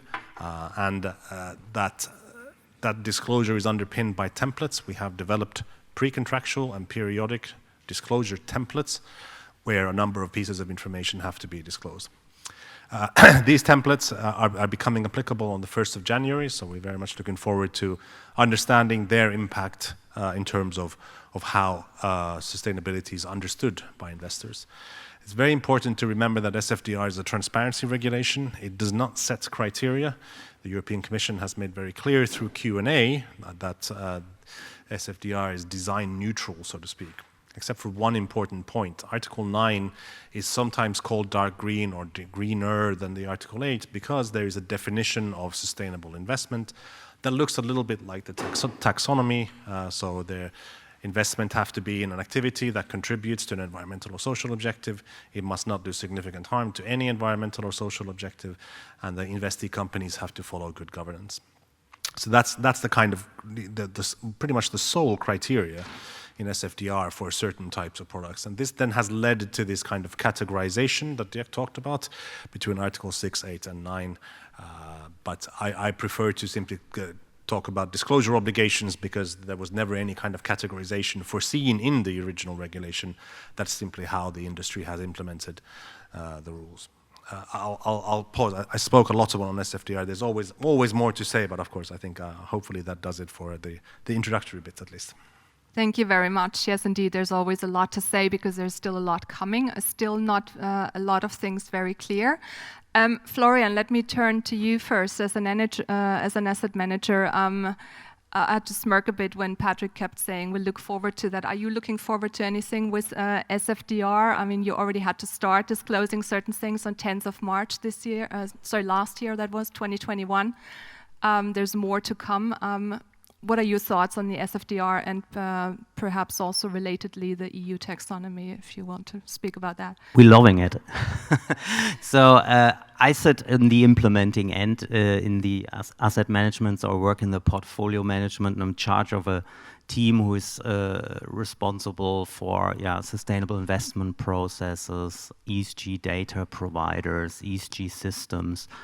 And of course, the whole ESG regulation, which came along over the last 3-4 years, is quite a big shift. It's a big we have to make a big step, and we can't do it on our own. That's the first thing what we've learned. I mean, we just spoke before. In the old days, sustainable investment was more something from the portfolio management and sales. We build the products, they sell it.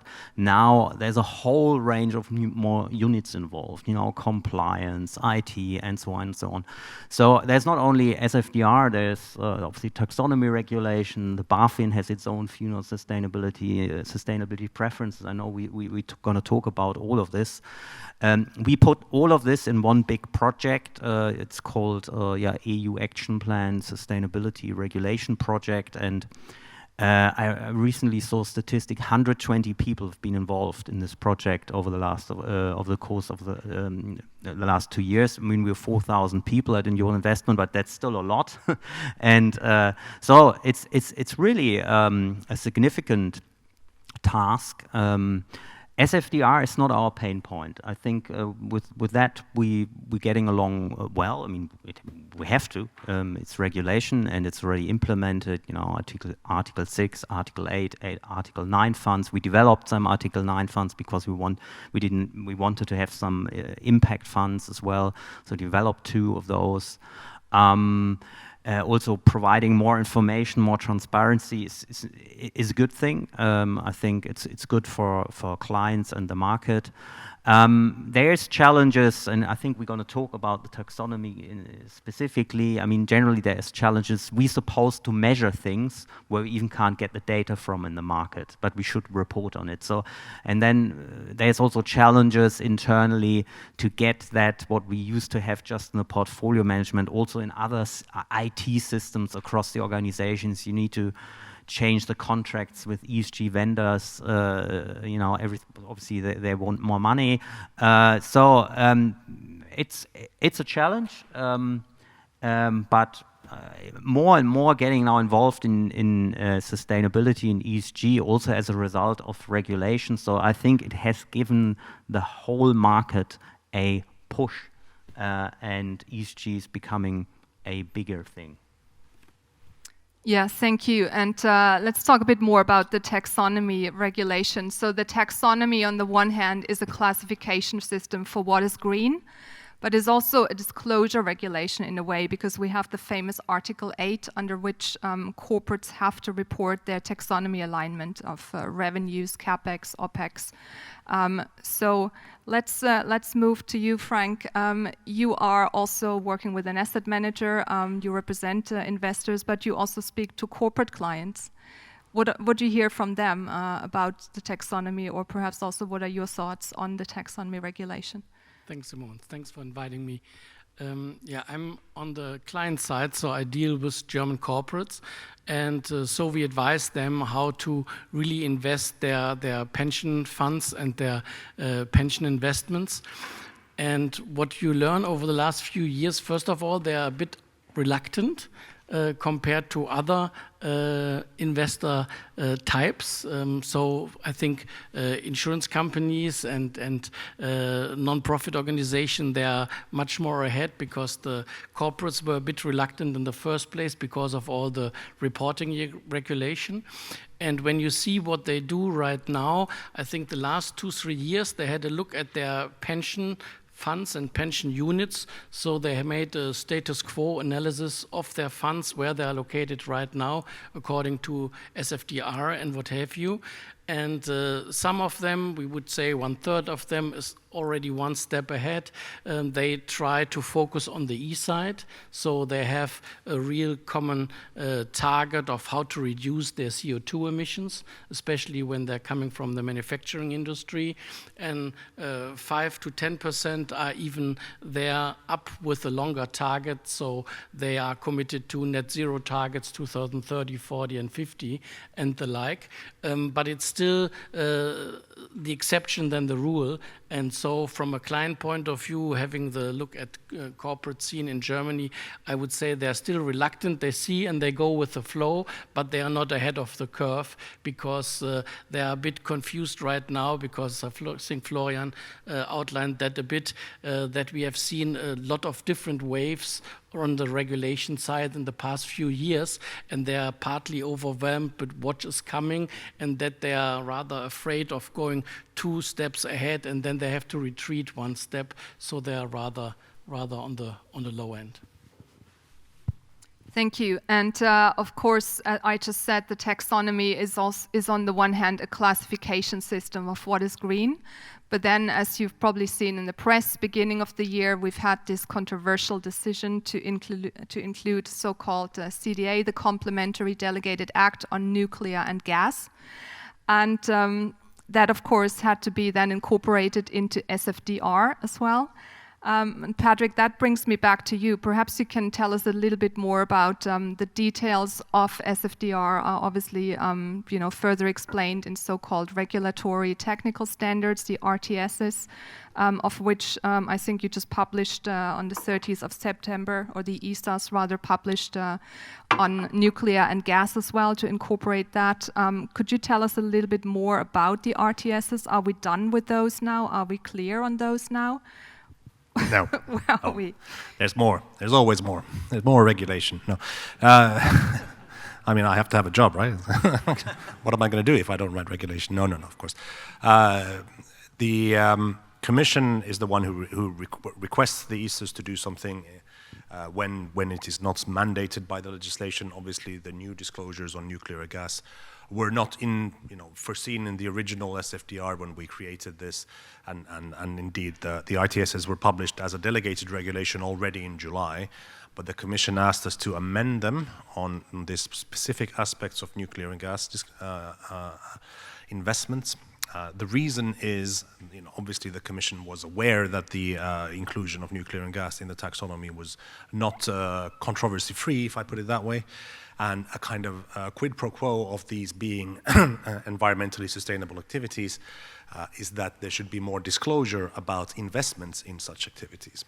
So that's where we come to the changes made to the Article 8 regulation was one part of the taxonomy. The product side is what we are in charge of on the SFDR. And here, so we essentially proposed very, very targeted amendments to the templates primarily. And the templates are changed in such a way that where a financial product either intends to or has invested in these particular types of environmentally sustainable activities related to fossil gas and nuclear energy, there's a yes/no question. So if it ticks yes to either of those, then new disclosures follow. There's a graphical representation of the extent of, the share of taxonomy-aligned investments that the product makes. The new changes would essentially break out the nuclear and gas activities out of the whole, all the taxonomy-aligned investments. So essentially, that's the case. So we submitted them indeed on the 30th of September, so very recently. And the Commission is now so-called adopting them. In other words, they're going through the text with their legal officers and translating it, and then submitting it for scrutiny to the Parliament and Council, and then it will start applying. The application date is something that was much discussed. We left it open in the ESA's draft of the technical standards, and we left it for the Commission to fill in. There's clearly a desire for the application to happen very soon, because the complementary delegated act that you mentioned already starts applying on the 1st of January. However, scrutiny takes 3 months at a minimum in the Parliament and Council, so it's not going to be possible to be applying it from the 1st of January. Therefore, I predict that as soon as the scrutiny period is over, there will be an application date as well. So I think that's certainly going to happen. Yeah. This is not the end of our plans. Do you want me to reveal more future plans? Yeah, we can bring up a chart in a second. Okay. But also, I have to say, I guess we're all glad that even the European supervisory authorities, the ESAs, are not always clear on everything. And I understand you've just actually sent another letter to the Commission on, asking for clarification or interpretation of certain terms, such as sustainable investment, which is something that you'll find in the taxonomy regulation and in SFDR, but has different components. So we're so glad that you keep asking for clarification. And let me perhaps then turn over to Florian as well. What were your thoughts on specifically, this incorporation of nuclear and gas? Because as I remember, a lot of, when we talk to investors, to asset managers, in your mandates, you specifically excluded those. Are you going to change that now, or what's going to happen now? And for you, Union Investment, and maybe how do you see the whole landscape? And maybe Frank, because you're also part of an investor association, can comment on that as well. Yeah. I go with you, Patrick, definitely controversial in some markets, and obviously Germany is one of them. We are here today. I also sit on the board of the Sustainable Finance Association, the Forum Nachhaltiger Geldanlagen, and they were all shaking their heads when this decision are being made, that not for the German market. So we're not going to change our exclusion approach for sustainability funds. Nuclear is still excluded, but there is an internal clearly discussion going on. Gas has never been excluded. That's a transition. We see this as a transition transition fuel which you need for to make progress towards a decarbonized economy. Of course, Russian gas as well is now non grata, but. I also want to comment on the taxonomy in general. I think we have several pain points with the taxonomy. I think it's a good idea, but the way it's constructed and being rolled out, some challenges on the implementing it. First, we're supposed to measure something which we can't get data. When the taxonomy came out, I asked our data providers, give me a product to measure taxonomy. They quickly had some, and then I asked them, how do you actually measure these 600 pages technical definitions? We all estimated, was the answer. 80% estimated. And I said, well, that's great. Okay, this is going to improve because companies get now regulation and they need to measure very, very, very, very detailed technical definitions. I'm wondering if the companies will provide all that information in future. They are lobbying organizations, I'm sure, trying to prevent some of it. But we as investors, for us, more information is per se always better, but currently that information is not really available. Then the taxonomy is only half complete at most. We only have the real climate taxonomy. We're waiting for the final environmental taxonomy and then the social taxonomy. Then we can only talk about the sustainability taxonomy. Currently it's only climate. And then, the market knows all of that, and then this controversial decision was being made where you had the sort of idea, originally the taxonomy was led by, it was almost a scientific approach. They had like an expert group deciding all of this, and you kind of had the idea when this happened with nuclear and gas, this was a political deal. and it was a political deal. So you kind of think the taxonomy has been captured now by politicians and by lobbyists to get through, to label things green, to label things brown, and that doesn't really, I think, increase the credibility of the taxonomy. So I think going forward, it's very important for the taxonomy to make sure that it remains really credible. Yeah, thank you. Did you want to add anything, Frank? I totally agree with what Florian said. I just want to re-emphasize from a client point of view, it's still much too vague. A lot of it, which has to do with the taxonomy. There are a lot of pages, but we need more real facts we can follow, because otherwise, and one thing one need to keep in mind when we're talking about the taxonomy should lead a financial transformation of Europe. This entails that everybody can participate. And my fear actually is a lot of the large companies, the DAX 100, they still have people who can follow that. But Germany, for example, and the other countries looks pretty much the same. Germany is not conquered by the DAX 100. The major move of the German taxonomy is the German Mittelstand, so the SMEs, and they are not suited yet in order to follow this taxonomy, and they don't have the financial and personal resources to do so. And my personal fear is, and we also from the DVFA and from the EFA's point of view, so the Association in Germany for Investment Professionals, and also on the European side, we are very much afraid that the SMEs will be left behind in this transformation, and this should not happen by any means, and therefore we really want to advise ESMA and everybody in Brussels who's in charge for the taxonomy to really keep this in mind. Who is the auditorium for all of that? It's not just the big 100 companies of each and individual country, it's the SMEs. Yeah, very important, the SMEs. And Dirk, you already mentioned in your presentation that soon we're going to get all the data we need from CSRD. You didn't actually say that, but that's what everyone's hoping for. The Corporate Sustainability Reporting Directive, will it provide, you think? What are you seeing or what are you hearing when you speak to your clients, you know, a lot of them who will have to report on that or under that? Yeah, I mean, I think it will happen, so that's not the question. And I think particularly for large companies, this is not, I mean, it's a big deal, but it's something they can certainly deal with. And I think also a lot of the larger corporates have already started essentially producing such data, right? We can then argue about the standards, but I mean, the fundamentals are sort of moving into place, partly because the fund managers are not letting them off the hook there. So I think that's doable. The two issues here are, well, there's three issues. One is how are you going to deal with it internationally? So you know, a lot of fund managers, they run global portfolios. So question is, you know, if the standards are not global, or at least if there's no global agreement on the sort of the minimums there, that will pose a problem, and that will also directly impact any ambitions, particularly European companies will have on their supply chain reporting.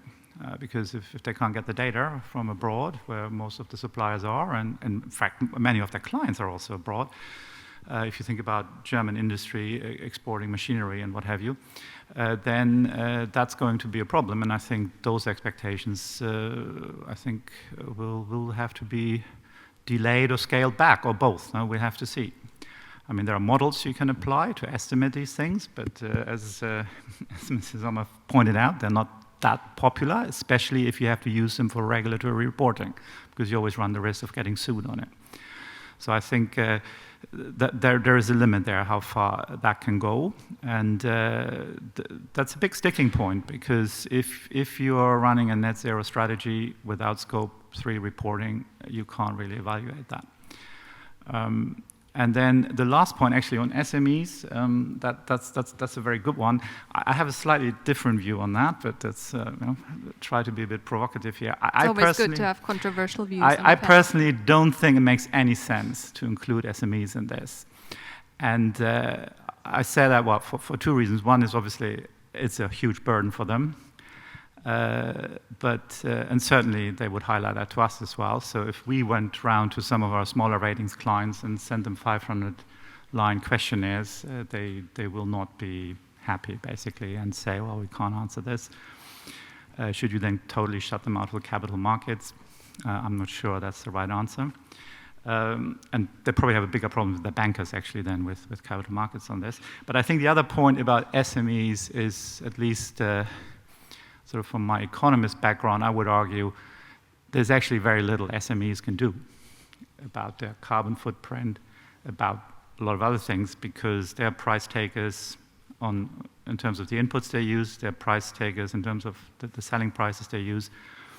And in the end of the day, there is probably very little added value other than obviously good governance and kind of doing the right thing, being seen doing the right thing in putting large amounts of small companies through this. So that's a view, where I would disagree with, I guess, a lot of people, and I guess also, and I'm not part of some lobby, by the way, just to make that clear. I'm certainly part of the transparency lobby there, but from day-to-day experience, I can't see that working. And this goes back to the point I was making in my discourse, is there's only very few sectors, very few industries, very few countries that really produce greenhouse gases. So everything outside of that, it's interesting, it's certainly important to look at it, but the reality is, this is not going to move the needle.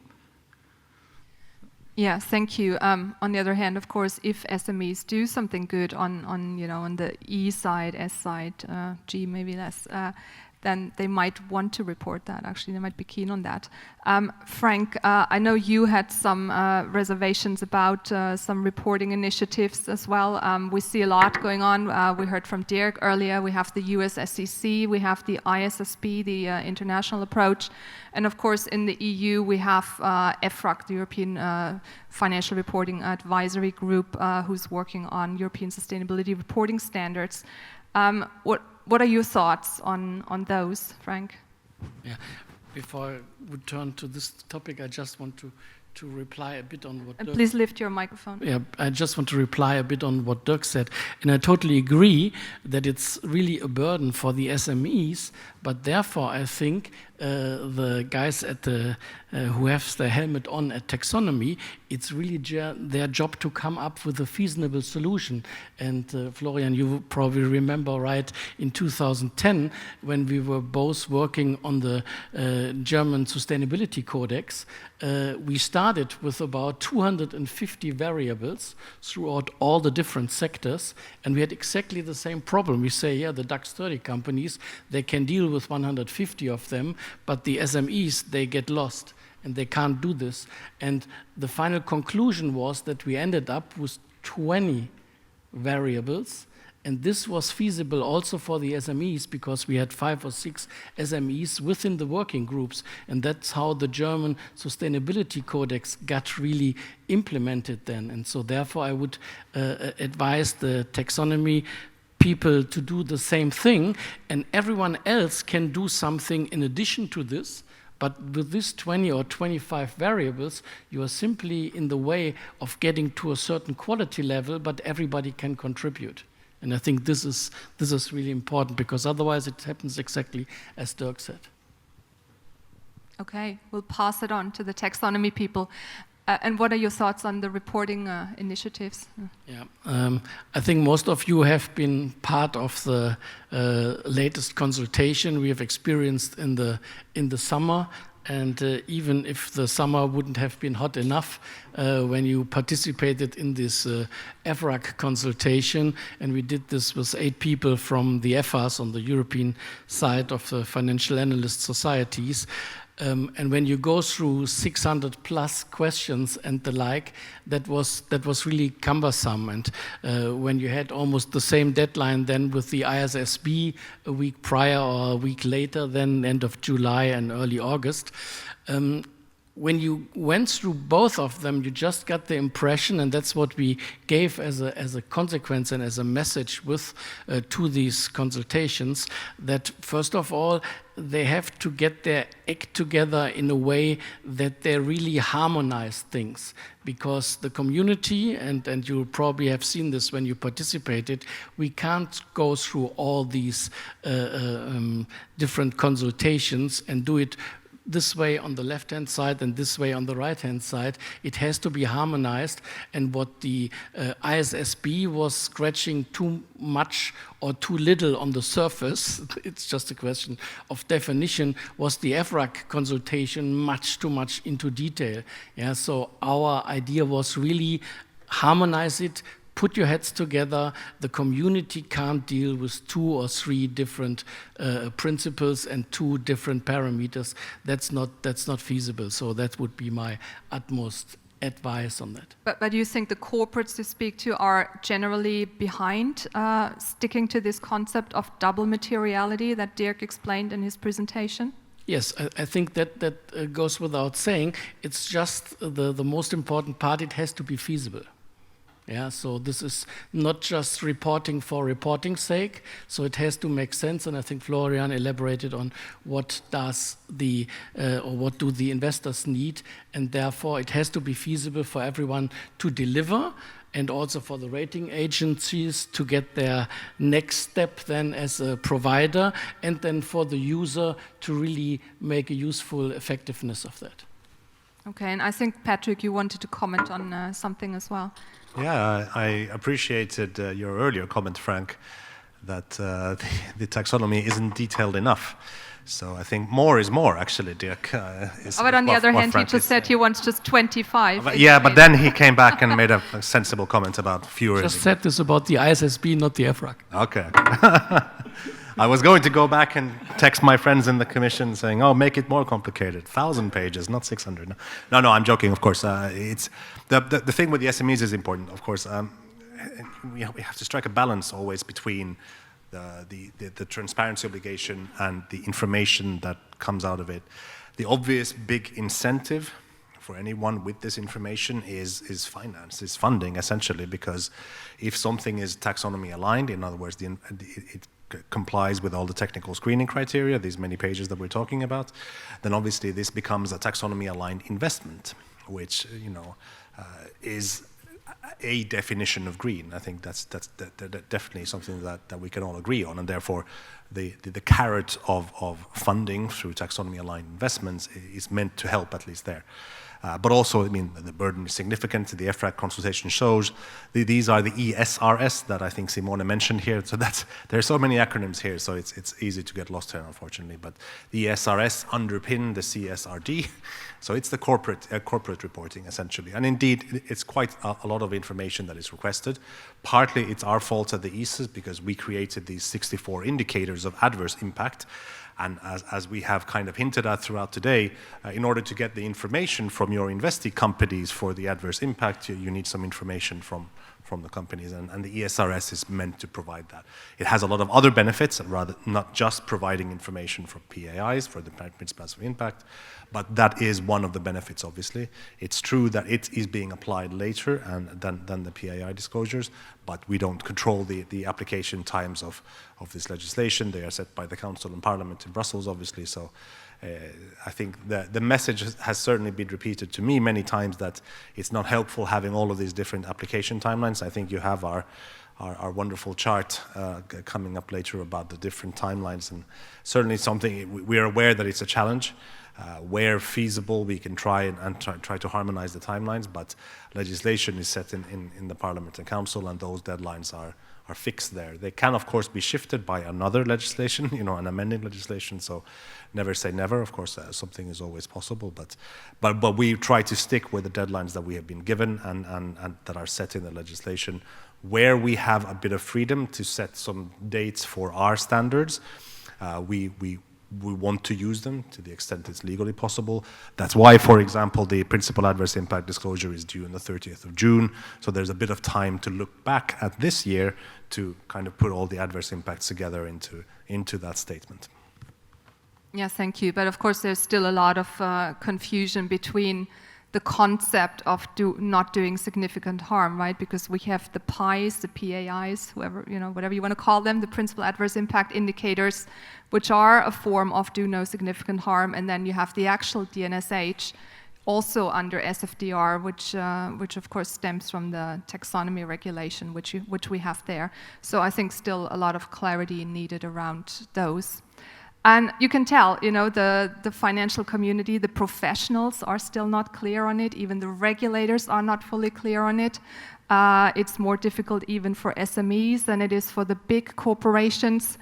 And now we come to another level, retail investors, right? Why not bring in those as well? MiFID II, of course, asks asset managers or retail financial advisors to explain all of that. to your grandmother, perhaps, So how do you think she's doing with that? Patrick, maybe you can start us off by just saying what that is, what's being introduced here, and then, of course, we want to hear Florian and Frank on those. Yes, well, more is more, indeed, Dirk. The sustainability preferences were introduced by the European Commission in so-called delegated acts to MiFID II and the IDD, the Insurance Distribution Directive. So this particular concept of sustainability preferences exists for both insurance and investment distribution. They essentially set 3 criteria for a client's sustainability preferences. These are financial products that fulfill one of these or all of these criteria. They are that the financial product makes some degree of sustainable investments, and these are sustainable investments under this definition I talked about in Article 2, paragraph 17 of the SFDR, so that's one. The second one is some degree of taxonomy-aligned investments. We've talked a little bit about how you get there.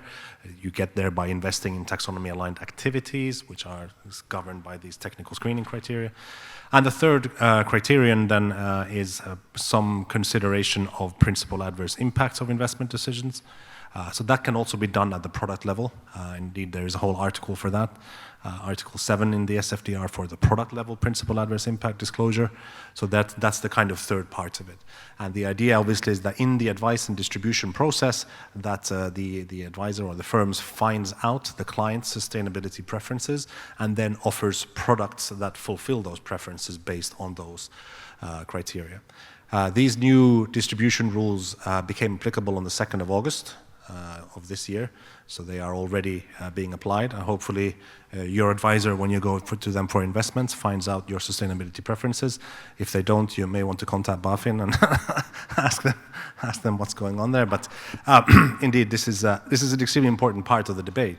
And actually, I don't agree that there's a lack of clarity on many things. I think that you just don't like the clarity that is there. is often, to me, seems to be the bigger problem. We have a definition of sustainable investment. That's not very popular. We have a taxonomy. Now it's not very popular either, due to the nuclear and gas issues especially. We also have a sustainability preferences definition. So that is actually one way to measure what is green, because it has to fulfill these criteria. And then that isn't very popular either. And I think that's perhaps one of the challenges here, in that we are trying our best to provide guidance and clarity. It's just not very popular when we do. Yeah, and of course we should never lose sight of the big picture, why we're doing all of this, right? Especially on the environmental side, this is the climate crisis. So it doesn't have to be popular, it has to be done, but it has to be doable and has to be usable, of course. Florian, what are your thoughts on MiFID II? Do you think retail financial advisors are able to properly explain that, and retail clients are able to understand it? It's still early days. 2nd of August. Since then, it has to be.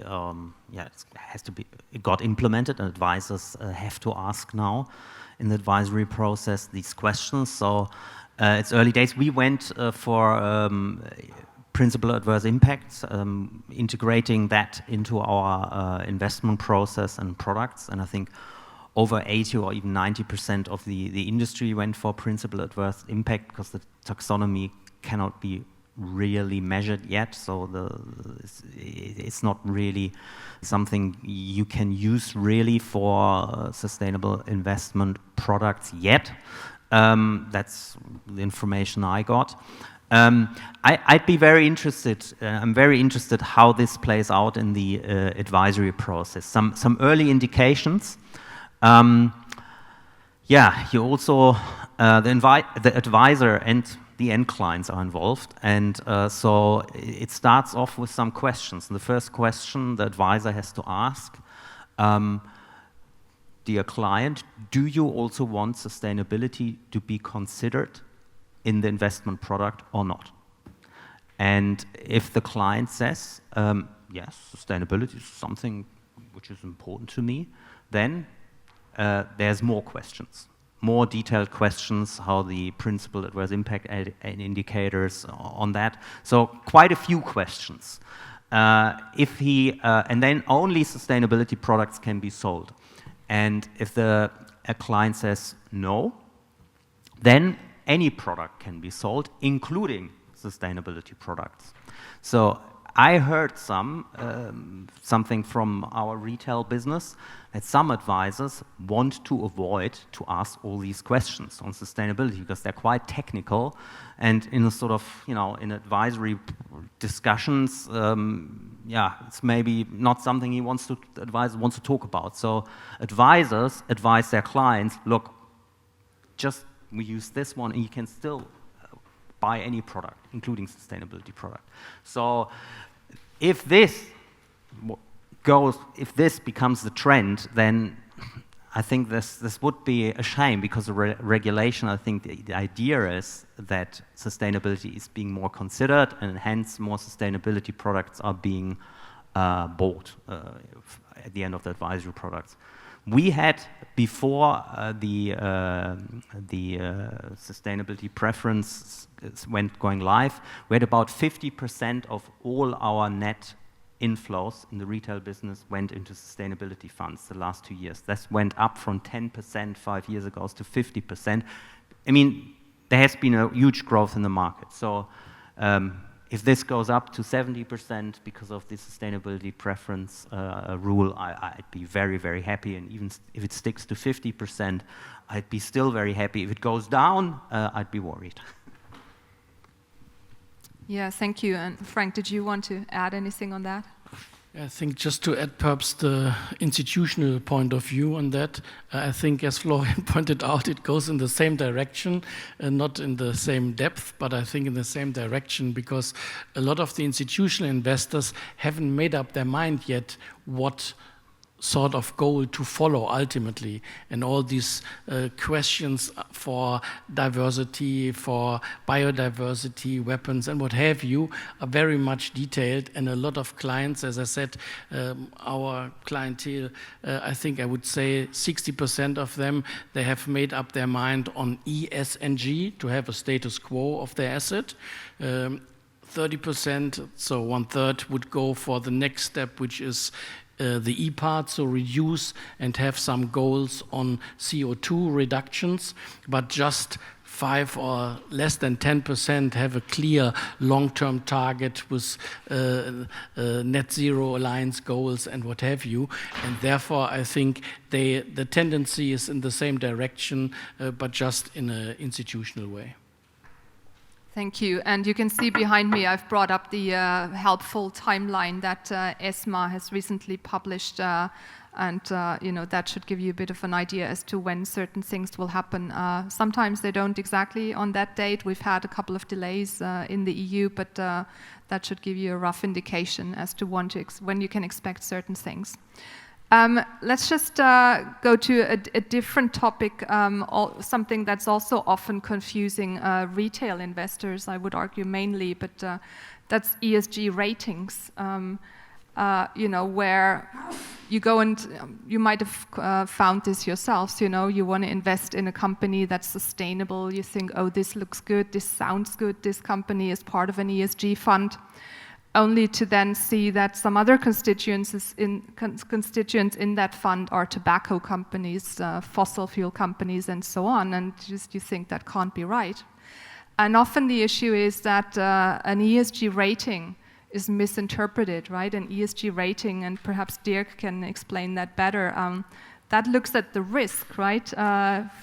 the outside-in risk to the company and how well that company, be it a tobacco company, a fossil fuel company, whatever, is coping with it, but not necessarily how that company impacts its environment. Is that right? And that often confuses it people, depends. maybe. How much time do you have?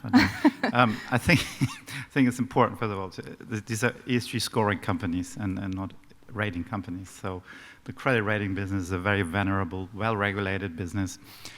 That we stay well clear of this area, at least at the moment. So ESG scoring companies, they're essentially operating, well, they've been growing very fast, and it's a very innovative part of the sort of financial data provider sector, I think. This really, well, what are the issues in that sector? One is all the operators in the sector, they're looking for scalability. So they need to provide ratings on thousands and thousands of companies, usually globally, and they need to collect that information fast and efficiently, and they need to somehow mash it together. And the issue where we are today is that nobody really knows what information they're collecting, and nobody really knows how they mash them together. And I think that's a real problem. And this is, I think, where, I mean, Frank was very kind not to mention that, but I'm sure there's a whole floor below you which just does that at the moment. So there's definitely need for some clarifications there. Can these concepts of sort of single ESG ratings survive? I'm not sure. That depends a bit on the users, what they're actually trying to achieve with them. As I go back to my point, what is it you're doing? You do risk, which I think is what the current crop of ESG scoring companies is trying to do, or do you want an opinion on impact, which in my view is a totally different approach. That's also why we have it separate at scope, so we don't score. We score companies outside of the rating agencies, so no panic, Frank. We score companies on purely their impact and on the monetary, basically monetize the external effects they have, and that's it, right? So that gives some degree of transparency, although you can then have an endless debate about the inputs to those models. But I think the overall, the scoring industry hasn't provided that, and I think that's going back to my point about transparency. This is one of the weak points at the moment in the whole ESG framework, that we do need more transparency around how ESG scores are derived. Should they be derived? How should they be used? That's an open debate. So I'm not sure actually where this is going to end up, but we are in an innovative, competitive environment as well as financial services companies. So if different solutions come about, new ideas come about, I'm sure my colleagues on the buy side, they will be more than happy to jump on them. I don't see the sector cast in stone at this point. Yeah, Florian, what are your thoughts? Do you get all the data that you need from ESG ratings? Do you produce your own ratings in-house, perhaps? Should ESG rating companies be regulated, similar to credit rating agencies? What are your thoughts? I would say ESG data and ESG ratings have come a really long way. I mean, there has been a vast improvements. I mean, we both now in this industry for 15 years or longer, and when I look back in 2005, what was available in the market. I mean, now you can see what's the positive impact of a company on the SDGs. You have the CO2 emissions, a detailed ESG analysis, and so on. I mean, with regulation coming now on, we get even more detailed information in future on the taxonomy and so on. So it's come a long way, and of course, rating agencies need to fulfill rigorous quality standards. That's clear. I mean, we have no regulations, so it's become serious. Also become a big business when you look at companies like MSCI or ISS. They're growing rapidly. But as investors, where it's come a long way, we really know very well now how are companies doing in terms of ESG and sustainability today. We have the data, and we have the data of the past. But what interests us most as investors is how are companies going to do in future? We like ESG ratings, which give us an indication how is the company changing in future in terms of sustainability. I mean, what drives equity share prices? It's future cash flows, which you model. So how companies transforming their business model in terms of sustainability in future is important for investment and for fundamental analysis. You think of the utility sector or the oil sector. You know, there's massive changes going on in terms of decarbonization. And when you go to the market and ask, can you give us a product which gives us forward-looking ESG ratings? We couldn't find one. So, but that question is so important to us that we've decided we do this on our own. We've developed, we call it transformation ratings, and we analyze the companies which are important for us for our fundamental investment process. With this transformation concept, which looks at strategy, which looks at investment, and which looks at governance. And these are the three headline dimensions, and which gives us then a fairly good indication how companies changing in future. And that's what I would like to see also as an innovation in the credit in the rating agency and ESG data space, forward-looking ESG information. Very briefly, Dirk. Yeah, I think that's a good point you're raising there. I think the reason why there's no forward-looking analysis is because the current models are all based on basically scalable approaches, crunching data. If you move to the forward-looking analysis, the scaling doesn't really work because you have to hire a lot of people, you know, like a whole bunch of equity analysts, what have you, to do that. And I think that raises a bit the question, well, what is the market for that? So, for example, we do offer sustainability ratings to companies, right? We say, okay, here's your score. Now we can give you the full report, all singing and dancing, forward-looking. And obviously, you know, that has resource implications for us, has price implications for the company. And the reality is that the demand for that is not very large at the moment. Because people don't see apparently don't see the value, or it doesn't get them. Well, maybe they don't want it from scope. Maybe they want somebody else. So that's another issue here. But I think there is a question. Yeah, is there a market for this?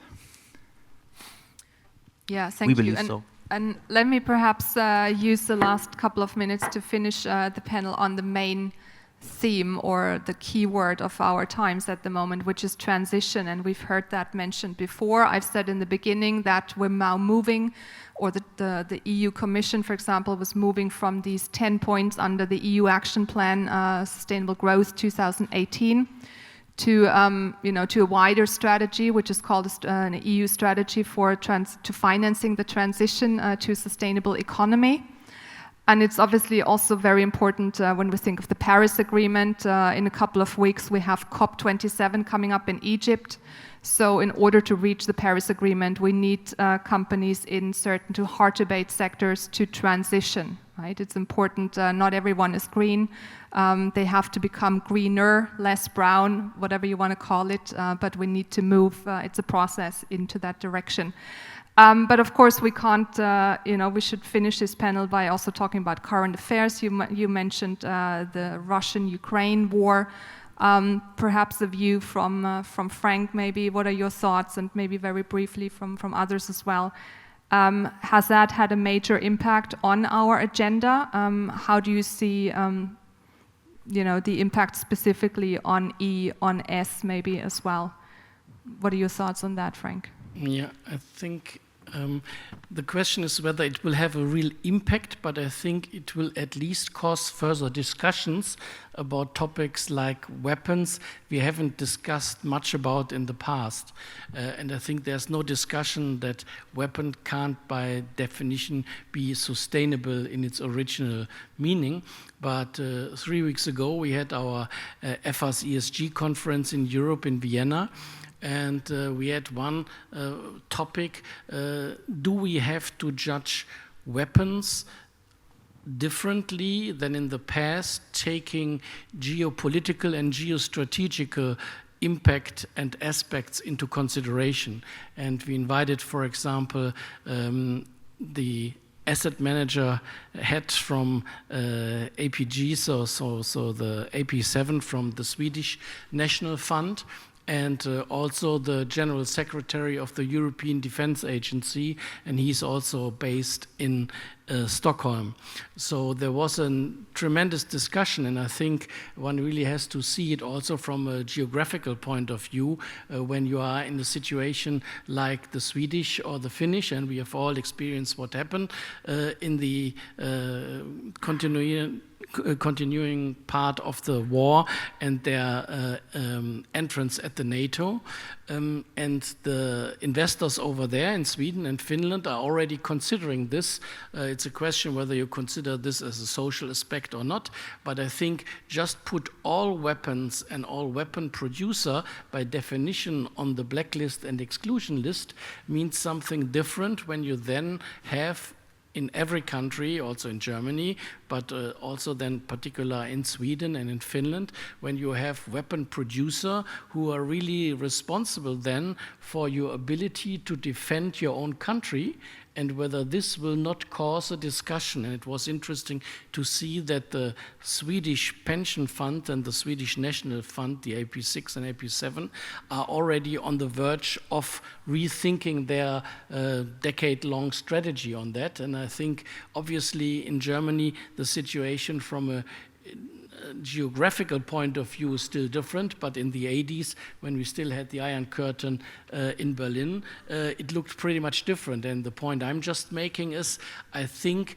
we should discuss things in a way whether they should leave the way we haven't thought about it over the last 3 or 4 decades because it wasn't necessary. That doesn't mean that it has to be or it has to have a real impact, but I think we will need further discussion because things are really changing. Thank you. And with that, we've actually used up our time. I think that gives us plenty to discuss perhaps next time. We'll see how times change. We now have nuclear and gas in the green taxonomy. I can personally tell you, because I was involved in drafting the social taxonomy, weapons will never be social in there. But that's, of course, not to say that money can't flow there. You know, being in the taxonomy or not doesn't restrict money to you. It just gives investors guidance as to what is social, what is green. But I'm sure there are a lot of different opinions on that, and we should talk about that another time. With that, thank you very much, Dirk, Frank, Florian, and Patrick, for your valuable insights, for your opinions, and I hope you also took away something from that. Thank you for listening to us. Yes, it is my distinct pleasure to close this conference for today with a short last remarks and address, and I think one thing could be proven, that this conference format is sustainable. It has been the 12th time. After 2 successful virtual meetings, we were very happy that we could organize this face-to-face conference today. And we would like to thank all of you who came here to Frankfurt, some of you came a long way, and we highly appreciate this. We would like to thank all our speakers, our panelists, and of course, Liz, Simone, and all people that did bring this conference to existence. And in particular, I would like to thank Rabina from the ICMA Orga team, who did a lot of work behind the scenes on registration and organizing and coordinating, and of course, coordinating here with the National Library. Also a great thank you to all the staff here behind the scenes in the technical room up there who helped us to make this happen. And we all hope that we can see you again next year. Thanks very much.